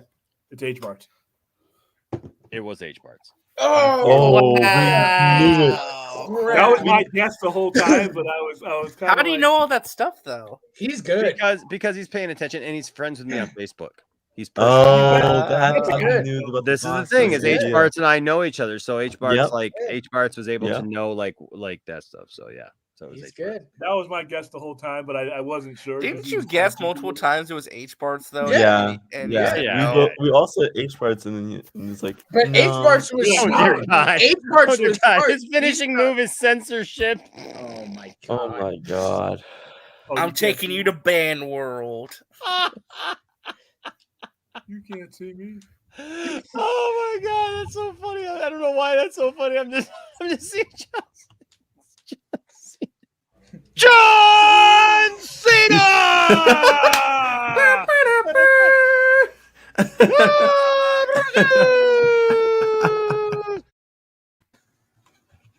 There's another guy that has made the move onto the big screens and instead of taking all those bumps and concussions and stuff. Good for him. Hey, this is totally off topic, but just for like a different topic because I know we're just casual stuff. Yeah. Did any of you guys watch the 20th anniversary Harry Potter special on HBO Max? I did not. I've never seen the Harry Potter movies. It's really good. I've never seen the Harry Potter movies. I've never seen one, not one of the Harry Potter. Oh God. Okay, you know what? It's not my generation. I mean, by the time those movies came out, I was a grown ass man, and I wasn't into the kids wizard And then I have Game of Thrones. So if I need to see magic and the stuff that I want to see, I got GOT. So my mother believed it was witchcraft, so I wasn't allowed. Well, it is witchcraft. It is witchcraft. Like that is the whole point of the movie. Yeah. I have a question for you. Oh, yay! Hold on. Yay! Cherie watched it. Yay, Cherie! I'll have to talk to you about it, Sue. It's so good. That 20th anniversary special was awesome. They like the opening scene of the HBO Max Harry Potter special. They filmed it like one of the movies. It was. I heard people were crying at the Hey, beginning. Walter Hamada's here. Says hello, Enosh. Stupid! You're so stupid! Hey, Walter, what's your next move? No, honestly, like William, honestly, I like Harry Potter. I'm a Harry Potter fan. I'm not a diehard fan. No, you're not. Even me, I was getting really teary-eyed a lot watching that. It's really emotional and really I have a question for you, RJ. What movie have you cried in the most? He cried at Spider-Man. He was balling. So was I. So that's fine. I wasn't crying at Spider-Man. I'm like, I was not. I shed a couple tears. I was like, hey, you guys are sneezing, right? You guys got something in your eye, right? I was crying. I'll show you the world, Austin. I'll show you the world. I'm taking. Sorry, bud. No, not that way. Oh my god, no.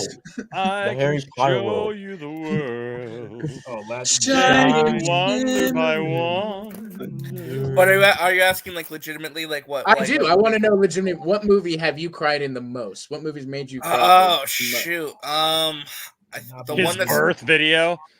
Yeah. No, that did make me cry a little bit. Yeah. The what video? His birth video. You just see him sitting there like, it's so beautiful. Wait, what movie? It's also the one that he cried the most in.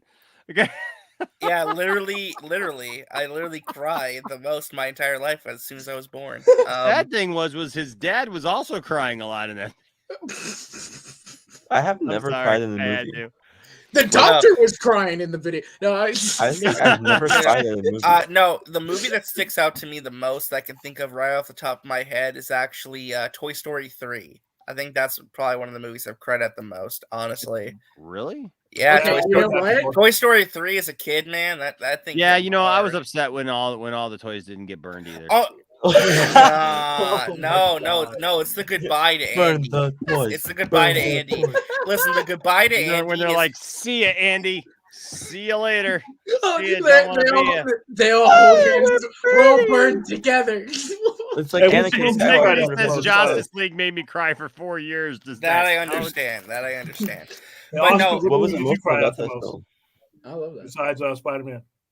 Toy Story 3. I like that. Toy Story. I agree.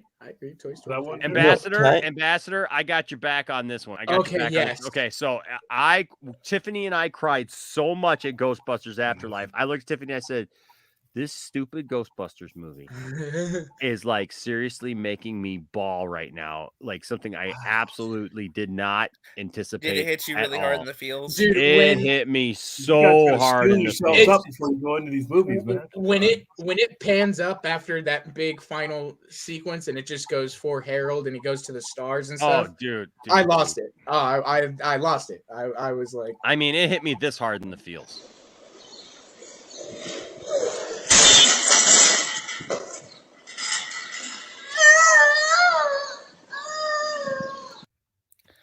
Oh, this one too. This movie too.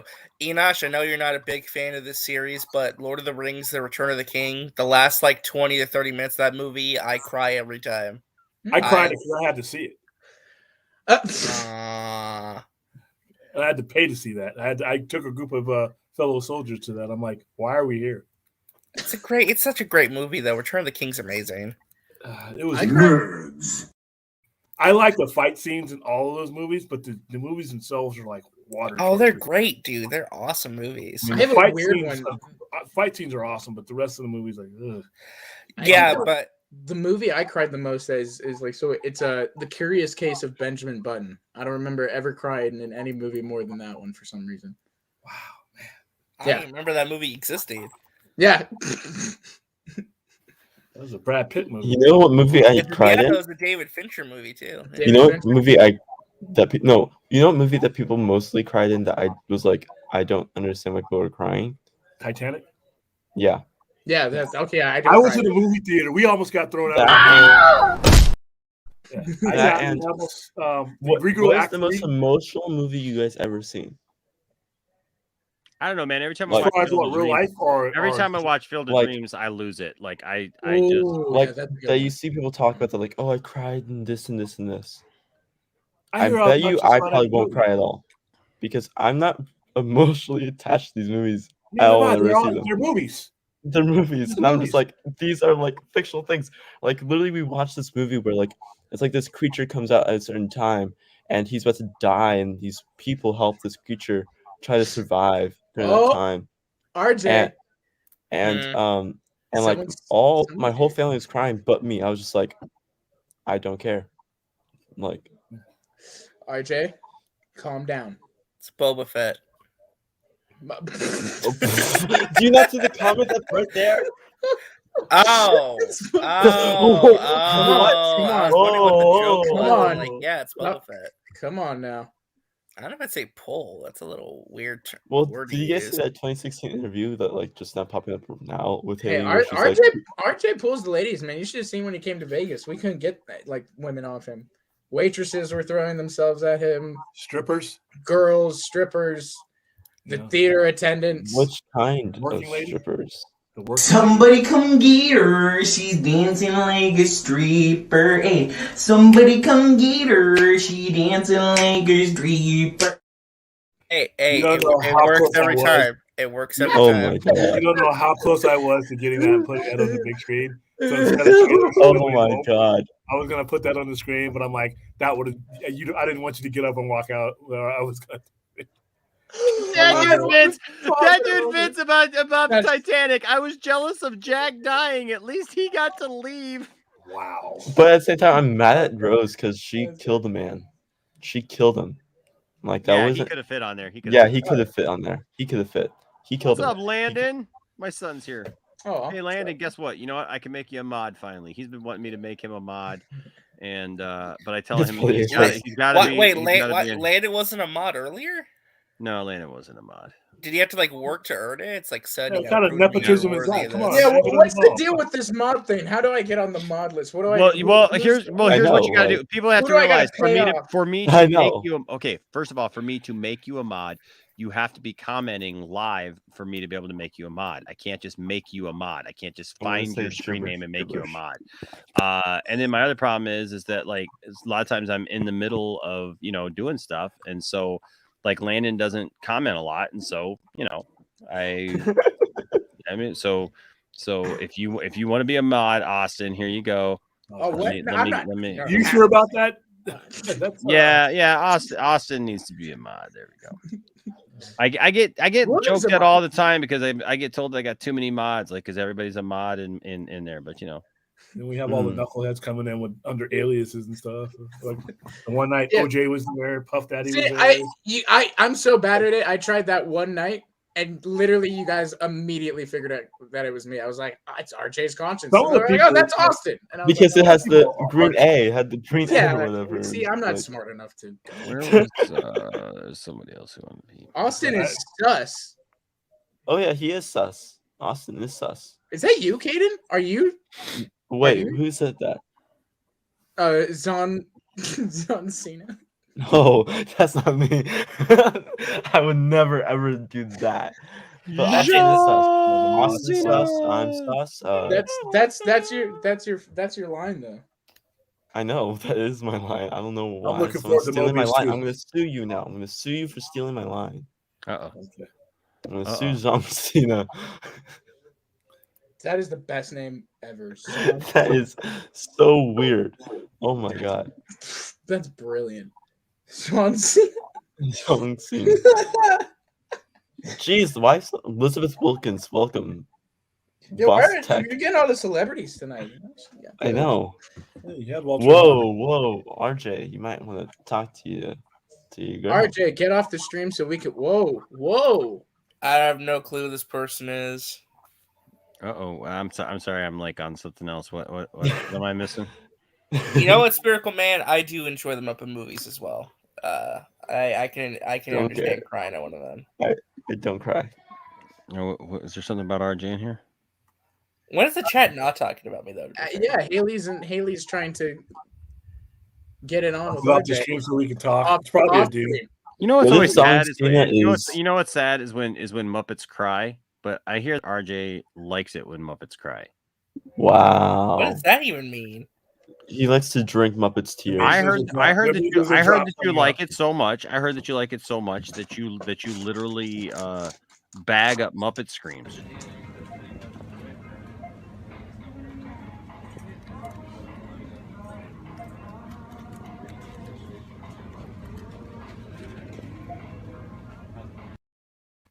I love the fact that I'm Only Human is playing in the background. Right. I'm only human. Like, where are you working where that's playing on there?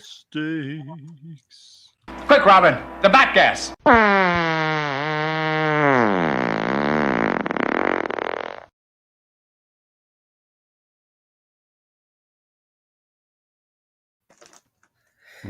That'd be so great if Chris You know what? O'Donnell You know did what? that in a live action. I completely forgot to tell you guys something, but I have some good news. God! If it's good news for RJ, it's bad news for us. If it's good news for RJ, it's bad news for us. I wish. Savage, No. The good news is I actually watched the Matrix trilogy for the first time the last couple of days. So I have seen the Matrix movies now. See, bad news for us. No, Landon, I haven't seen it. Tiffany and I thought about watching it earlier, but we didn't get to it. I've seen it. It's a phenomenal look. I'm a big musical theater guy, so I loved it. I still need to watch Tick Tick Boom, but here, okay, I have a question. Landon's got some good taste. I like it. I have a serious question. For the longest time, people told me the Matrix sequel sucked. Are people just dumb? Yep. Yeah. Yep, they are. No, they're good. Because literally, like, my entire life, I was told that the Matrix 2 and 3 were horrible, horrible movies. What were people watching back then in 2003? I asked that seriously. Because I liked all of them. I liked all the Matrix movies. Like, well, in 2003, you'll be criticized and say you're wrong. The Matrix 2 is great. The Matrix 2 has some of the great fight scenes and action. Dude, okay, can I talk spoilers? That's what makes it so popular. Did you already have your Matrix discussion? I haven't. I still need to watch the new one, but can I talk Matrix 2 spoilers? Sure. The fight scene where Neo fights against like the thousands of Agent Smith clones in the second movie, that was incredible. That was great. It got an applause, and the movie theater I saw it in, it actually got an applause. They applauded for a good minute after that scene when all the students started to leave. The crowd I was in, they clapped like, oh, it was crazy. Well, it's just like, were the expectations for those movies just like astronomically high to where nobody was happy with the ending, or like what? Because I don't understand why people didn't like 2 and 3. Well, 2 got good. It's the same thing. It's the same thing. Look, have you watched the new one yet? No, not yet. Okay. No, I watched the new one. I watched the new one, and everybody's like, I hated it. It sucked. It was horrible. It was awful. Look, I'll give you this. The first half hour, 40 minutes or so is really slow. It takes a while to get to the point, which I'll give you. It takes a while to get to the point, like to answer the question, like why is this movie necessary? I really enjoyed it from that point on. Once the movie kicks in and it starts expressing why the point of the movie is, I really enjoy it. And now I'm kind of pissed off because with everything that's happened, now we're not apparently going to get any more. And I'll be honest with you, I really, really, really liked it. And I thought that it was a great companion to the originals. And it made sense. And so, you know what? I won't go back on that. I won't I think Cylon Scotty put it perfectly. It's like an epilogue. Yep. To those 3, and it's just for like, if you love that world, like Although I'll be honest, after watching the third one, I don't know how you make a sequel per se, but I'm interested to see how they do. That's the thing. That's the exact same question that I was asking, but they actually answered the question directly. Head on. Like, I mean, dude, it's fourth wall breaking. It's great. Well, that's what I've heard. Yeah, I saw the one. I mean, this might be a spoiler, but just like I saw the one scene where like the guy mentions Warner Brothers. It's like, okay, this is getting like super meta. You know? Well, yeah, and you know, and that's the thing. just Hey, feel Ambassador says I don't hate it. It's just a waste of time. There's no point. It's just a waste. I would say watch it again. Watch it again, and think about what is presented in that film. Because what I love about what's presented in the film is it really makes us take a stop and look at our lives and realize all the stuff that it talked about in the original trilogy is all there, right? And yeah. Here's something. Okay, is that it talks about saying you're absolutely right. The original one talked about how there were multiple matrices, like what happened. Yeah, there's 5 people. There was 5 other the ones before Neo. Why it happens, right? Like what was going on and all that stuff. And but this time was different. The 6th time was different, right? And it was. That's why they had to do what they did in Resurrections. And I'm just well, you don't have to watch it, Ambassador. That's fine. If you really don't want to watch it, that's fine. I'm just telling you, like what I got out of it, I really enjoyed it. And I was. I will really say though, excited the for only it. thing I'm kind of bummed out about is I wish they didn't have Lawrence Fishburne in there because he's so good as Morpheus. But they explain. But dude, they explain it. They explain it. Oh, I'm sure they do. They explain it because the character of Morpheus is more than just that. And so so I really enjoyed it. I really enjoyed it a lot. I'm just saying, like, I was just surprised that because like I said, everyone told me, oh, okay, the second one's not as good as the first one, but it's the third one that screws the pooch. The third one's really, really bad. I'm like, yeah, it's not that bad. Like, I've seen way worse movies and people think this is bad, you know? And then DL came in here. I think DL heard us talking about Matrix. Yeah. Hey. What's up, DL? DL? Happy New Year. Hey, Happy New Year, everyone. Happy New Year, sir. Happy New Year. What? But I hate to burst everyone's bubble, but get out, DL. Did you come on just? Oh, DL must be having internet problems, man. DL, I'm sorry that you're starting off the new year with internet problems, bro. I just trying to be nice to you. You know what, man? DL's gonna come all in here like.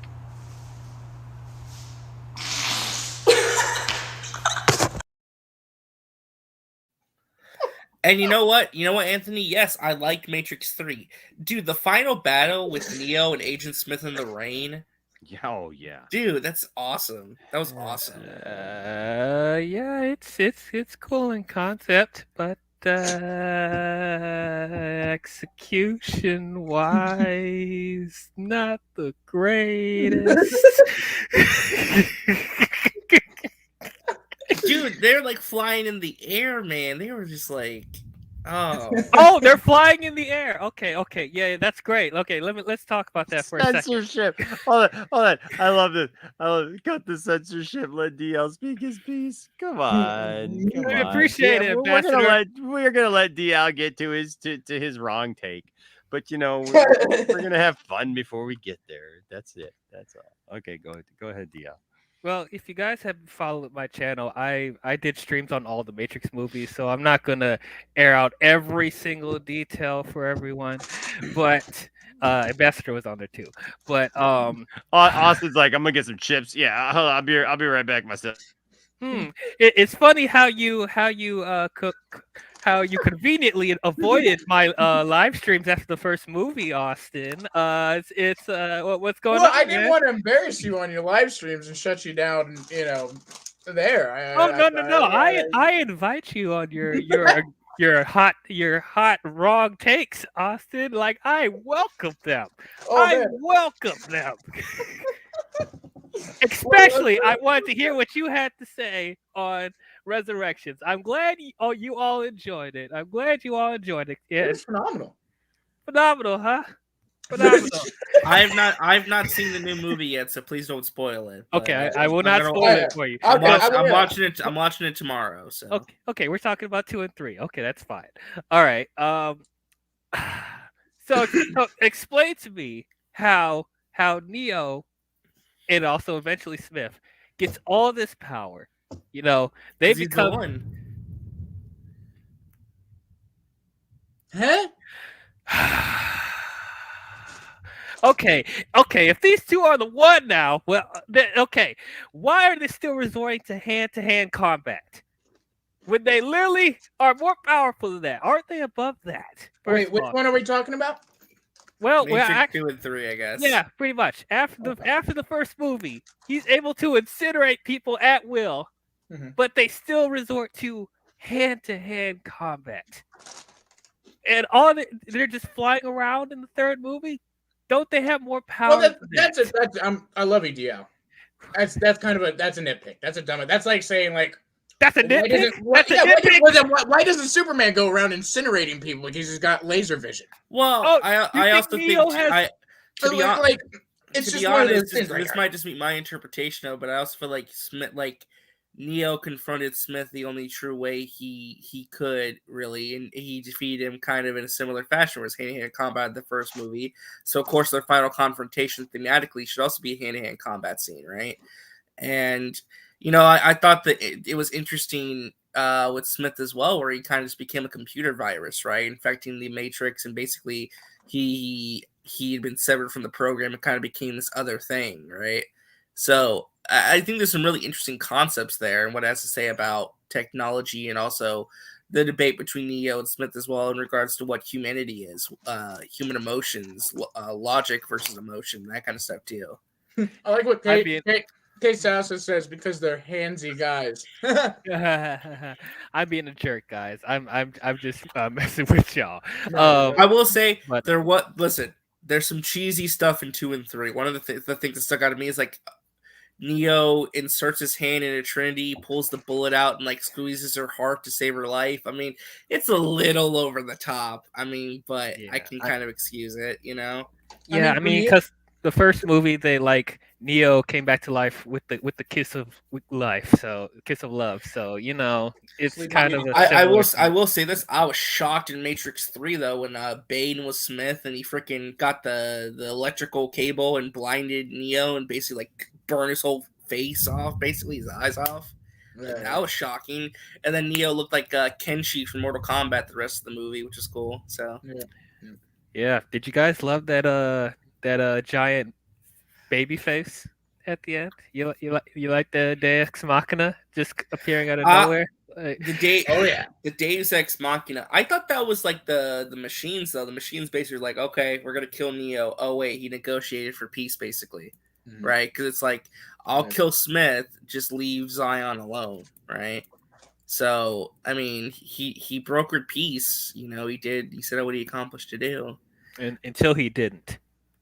Well, and look, to say that about like Matrix with the Resurrections, right? For me, I think the biggest thing about the movie, and I won't give any spoilers away, RJ, is that Lana, they were gonna continue the franchise with or without her. Yeah. And so it was kind of like, I mean, for me, it has some moments and stuff, but I think it's I liked it a lot. It's up there for me. I think I might like it more than the sequels than 2 and 3. I think I like it next to the original. It reminds me so much of the original. Like outside of the flashbacks and stuff, I know people don't like that, but just the overall like the themes and the concepts and stuff like that of just the power of the human spirit and all that type of stuff. I think it just reminded me a lot of the original, and that's the original will always and forever, be my favorite, and the reason why I love those movies. And so I think that's probably why I liked this new one so much. I mean, I didn't hate Resurrections. Like, I'm one of the people that like defends it a little bit more than most people, because everyone's just flat out dislikes it or hates People hate it. Yeah.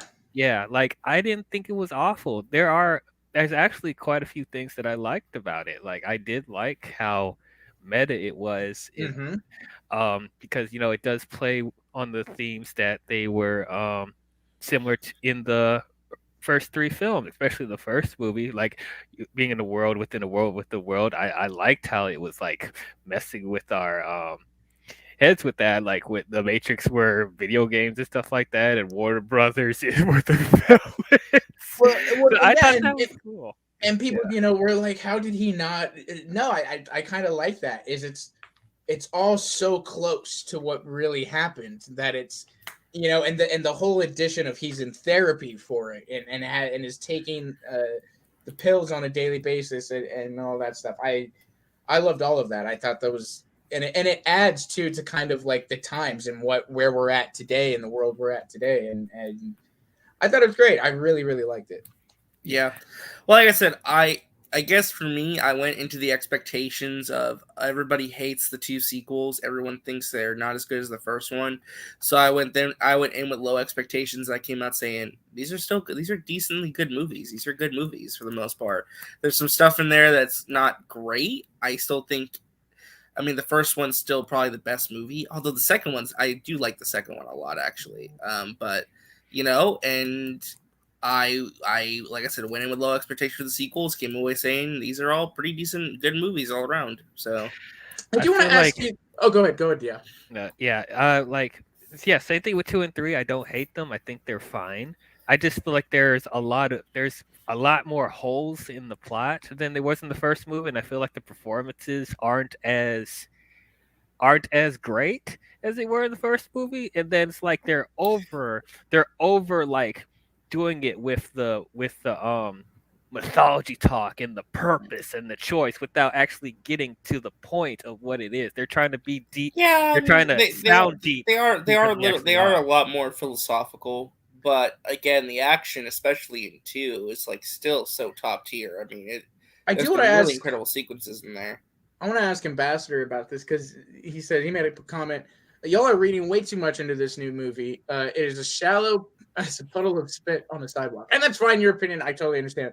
But that argument seems a little weird to me because couldn't you say the same thing for like the entire Matrix franchise? Because the concepts of this Matrix Resurrection are not necessarily that different from the other films or outside of that. So I don't know if I completely understand that. So I think what he's saying, because we did discuss this on the Resurrection stream. I feel like the Resurrections is reminding us so hard about the previous 3 movies that it feels like it doesn't have its own identity. It feels like a nostalgia trip without actually feeling like a nostalgia trip, because it's like it's making fun of what the other 3 movies did. Like, it keeps heavy-handedly talking about how sequels and reboots don't live up to the original movie, and then this film doesn't even try to like be better than what it's making fun of, which I kind of understand that argument, because for me it's like whenever movies do make fun of their own franchise, I don't like that they're just going to make fun of it, but there's still going to be a generic sequel or reboot. So they're not like they almost feel hypocritical at that point, because like, even though I didn't hate Resurrections, I felt like, there was a little bit more effort put in from a passion, like it felt like the Wachowskis were a little bit more passionate with 2 and 3 than they were here. It just felt like they were like Lana was fed up at this point, which I totally understand. This was a passion.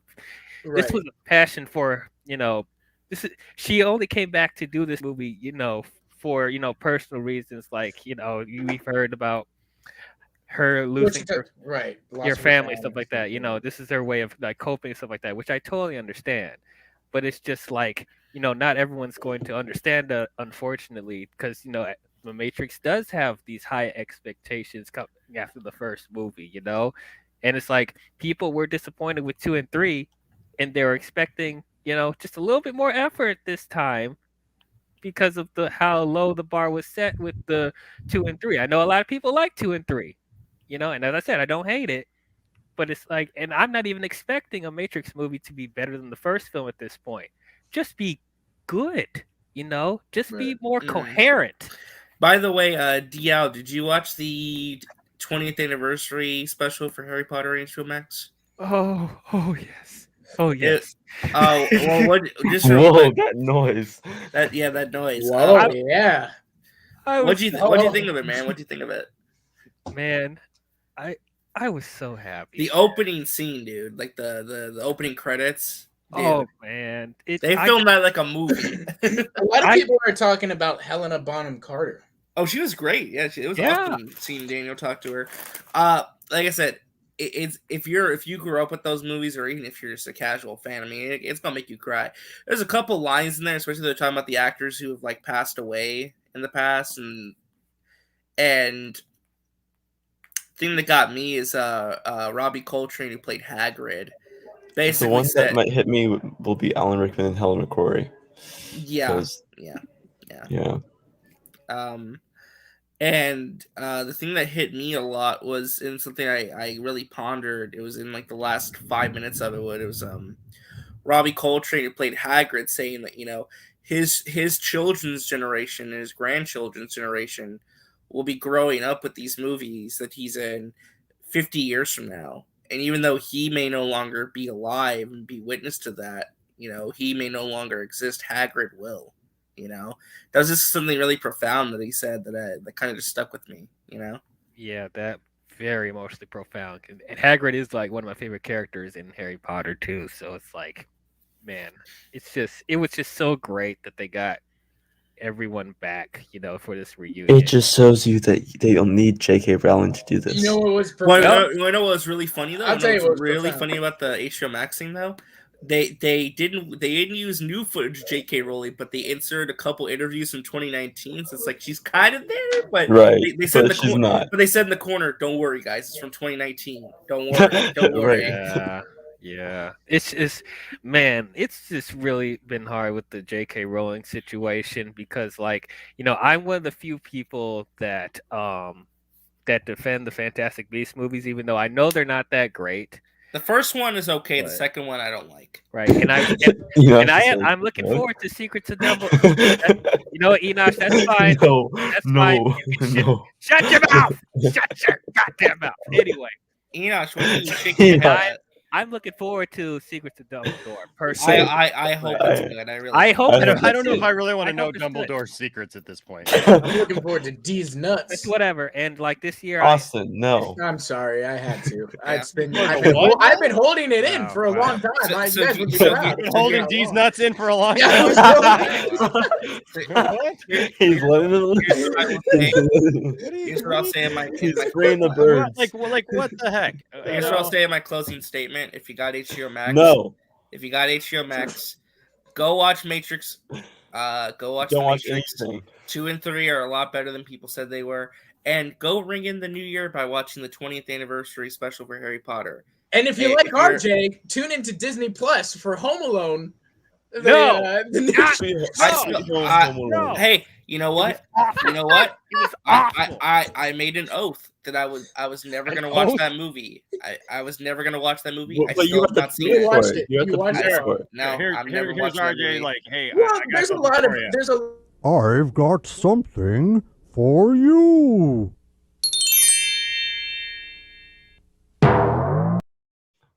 What? That is terrifying.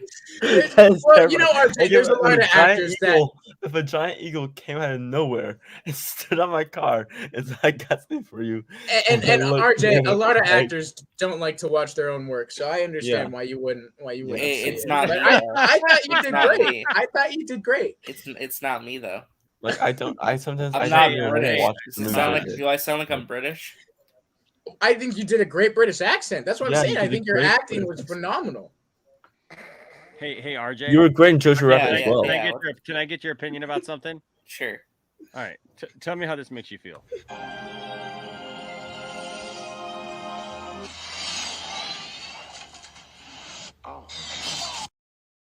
I love that. I love that. If that happens, that would be. Enosh, I don't know if you can. I don't know if you can show this on stream, but if you have, I don't know if you think it's if all the Spider-Men were rated R. Oh God. Oh no. Oh no. You can't show that on screen. Oh God. Demonetized. We're pretty much already demonetized at this point, right? Oh, I missed a lot then. Yeah. Oh, you missed all of it. You missed all of it. Well, we talked. We I already examined about all the WB stuff. So we talked about. The batter is dumped into an extruder, which poops it out into a long, thick log. What the heck is? That's the thing. Like, what the heck is that? Like, they talk about jawbreakers, but I don't see poop. as. It's poop. No, it's not poop. It's poop. Please don't put that image in my head. It's poop. No, it's not poop. They're squeezing it out. It's poop. You're squeezing it out. Okay. I'm just gonna pretend it's not, so I don't puke. On that note, though, I do have to dip out because the storms are coming in. The storms are coming in. The storms are coming in. My power's flickering. It could go out at any moment. So I'll You know leave what? now. So honestly, it is 3 a.m. here where I'm at too, actually. And I know we got 74 people, which is awesome. We had like 130 people in here once tonight. So it was a good show. Good show. I think I'm gonna get going too because I got to get up in the morning. I will definitely out Austin. You got to pastor a church. Yeah, I got to do a thing tomorrow. It's great. I've been working hard all week long. We got the new set done. We got inspired. We're doing a really cool set after this, but like this is just like this week's of work, done. We've got the stage built, all sealed and everything, and the new chairs in, all the pews out. These old pews and stuff that were hardwood pews and stuff. Now we got cushy chairs.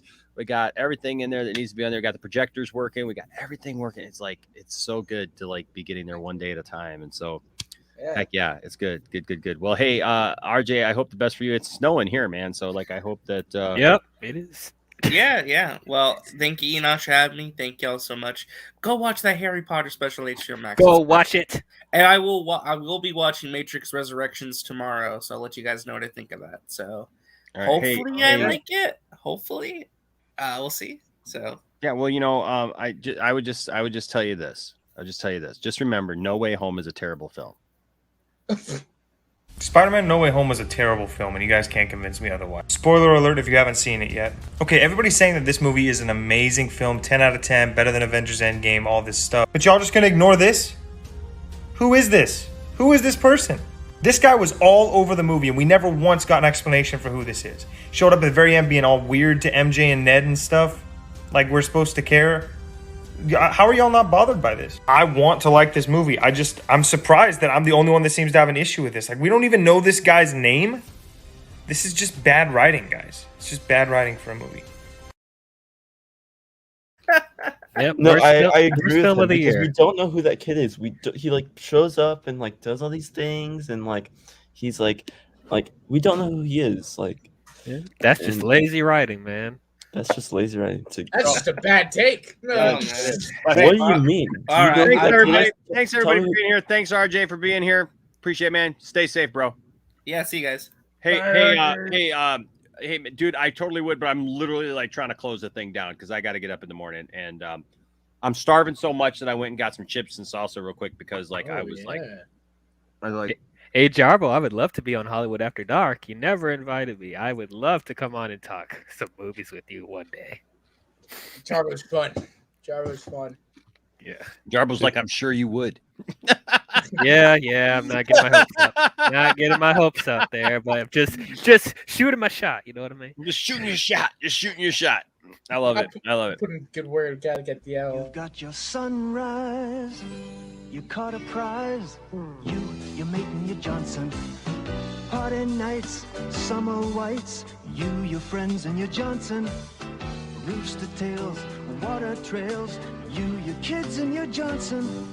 Saturday nights, distant lights. Your girl, and your Johnson. You and your Johnson, a way of life for over 50 years. Doesn't Johnson also stand for penis?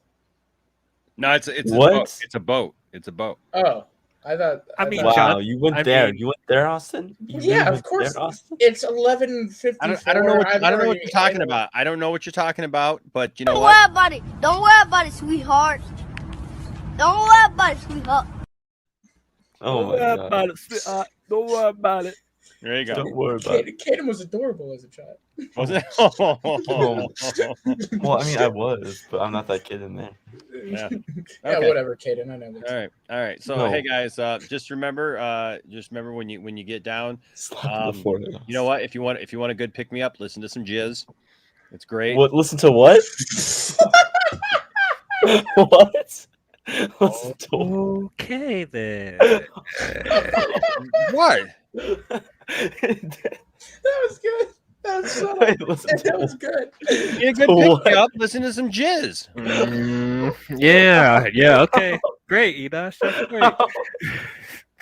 That's perfectly. That's great. Les, did you know that in the Star Wars universe, the term used to refer to this kind of upbeat swing music is jizz? Now you do. I didn't know. I was Very- thinking of the other one. Very poor choice of words. Oh, I was like, wait. Wait a minute. If we can't get in through the front door, there's always the back door. What? Anyways, No. Anyways, No, on the back that door's note, only for exiting.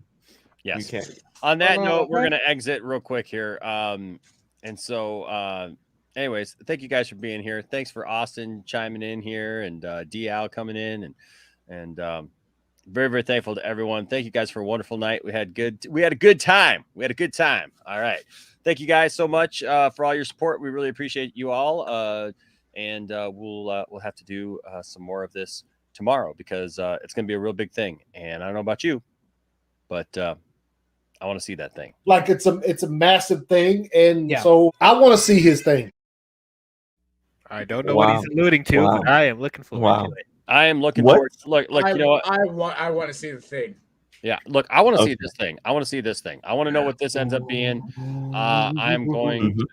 Oh, Ambassador, I agree. Power Rangers. Wow. Hey, No. Ultron forever. Hey, Solidarity. Hey, you watch your mouth. You Power watch Rangers I is just great. bonded over something. We Watch haven't it, agreed Enosh. so far tonight. So you know what? No, I'm not giving them that. Power Rangers is great, and you will give it respect. What was that, Jeez. DL? Sorry, you were breaking up. I said Power.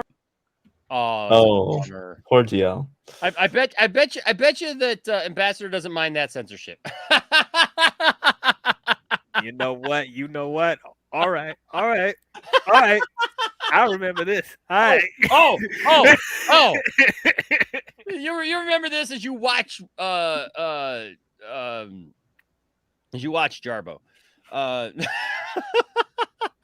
As you sit in the chat and watch Jarbo be on the stream with people, not you. Okay. I'm just messing. Okay. I'm just messing. That's what we're doing on the stream. I'm just messing.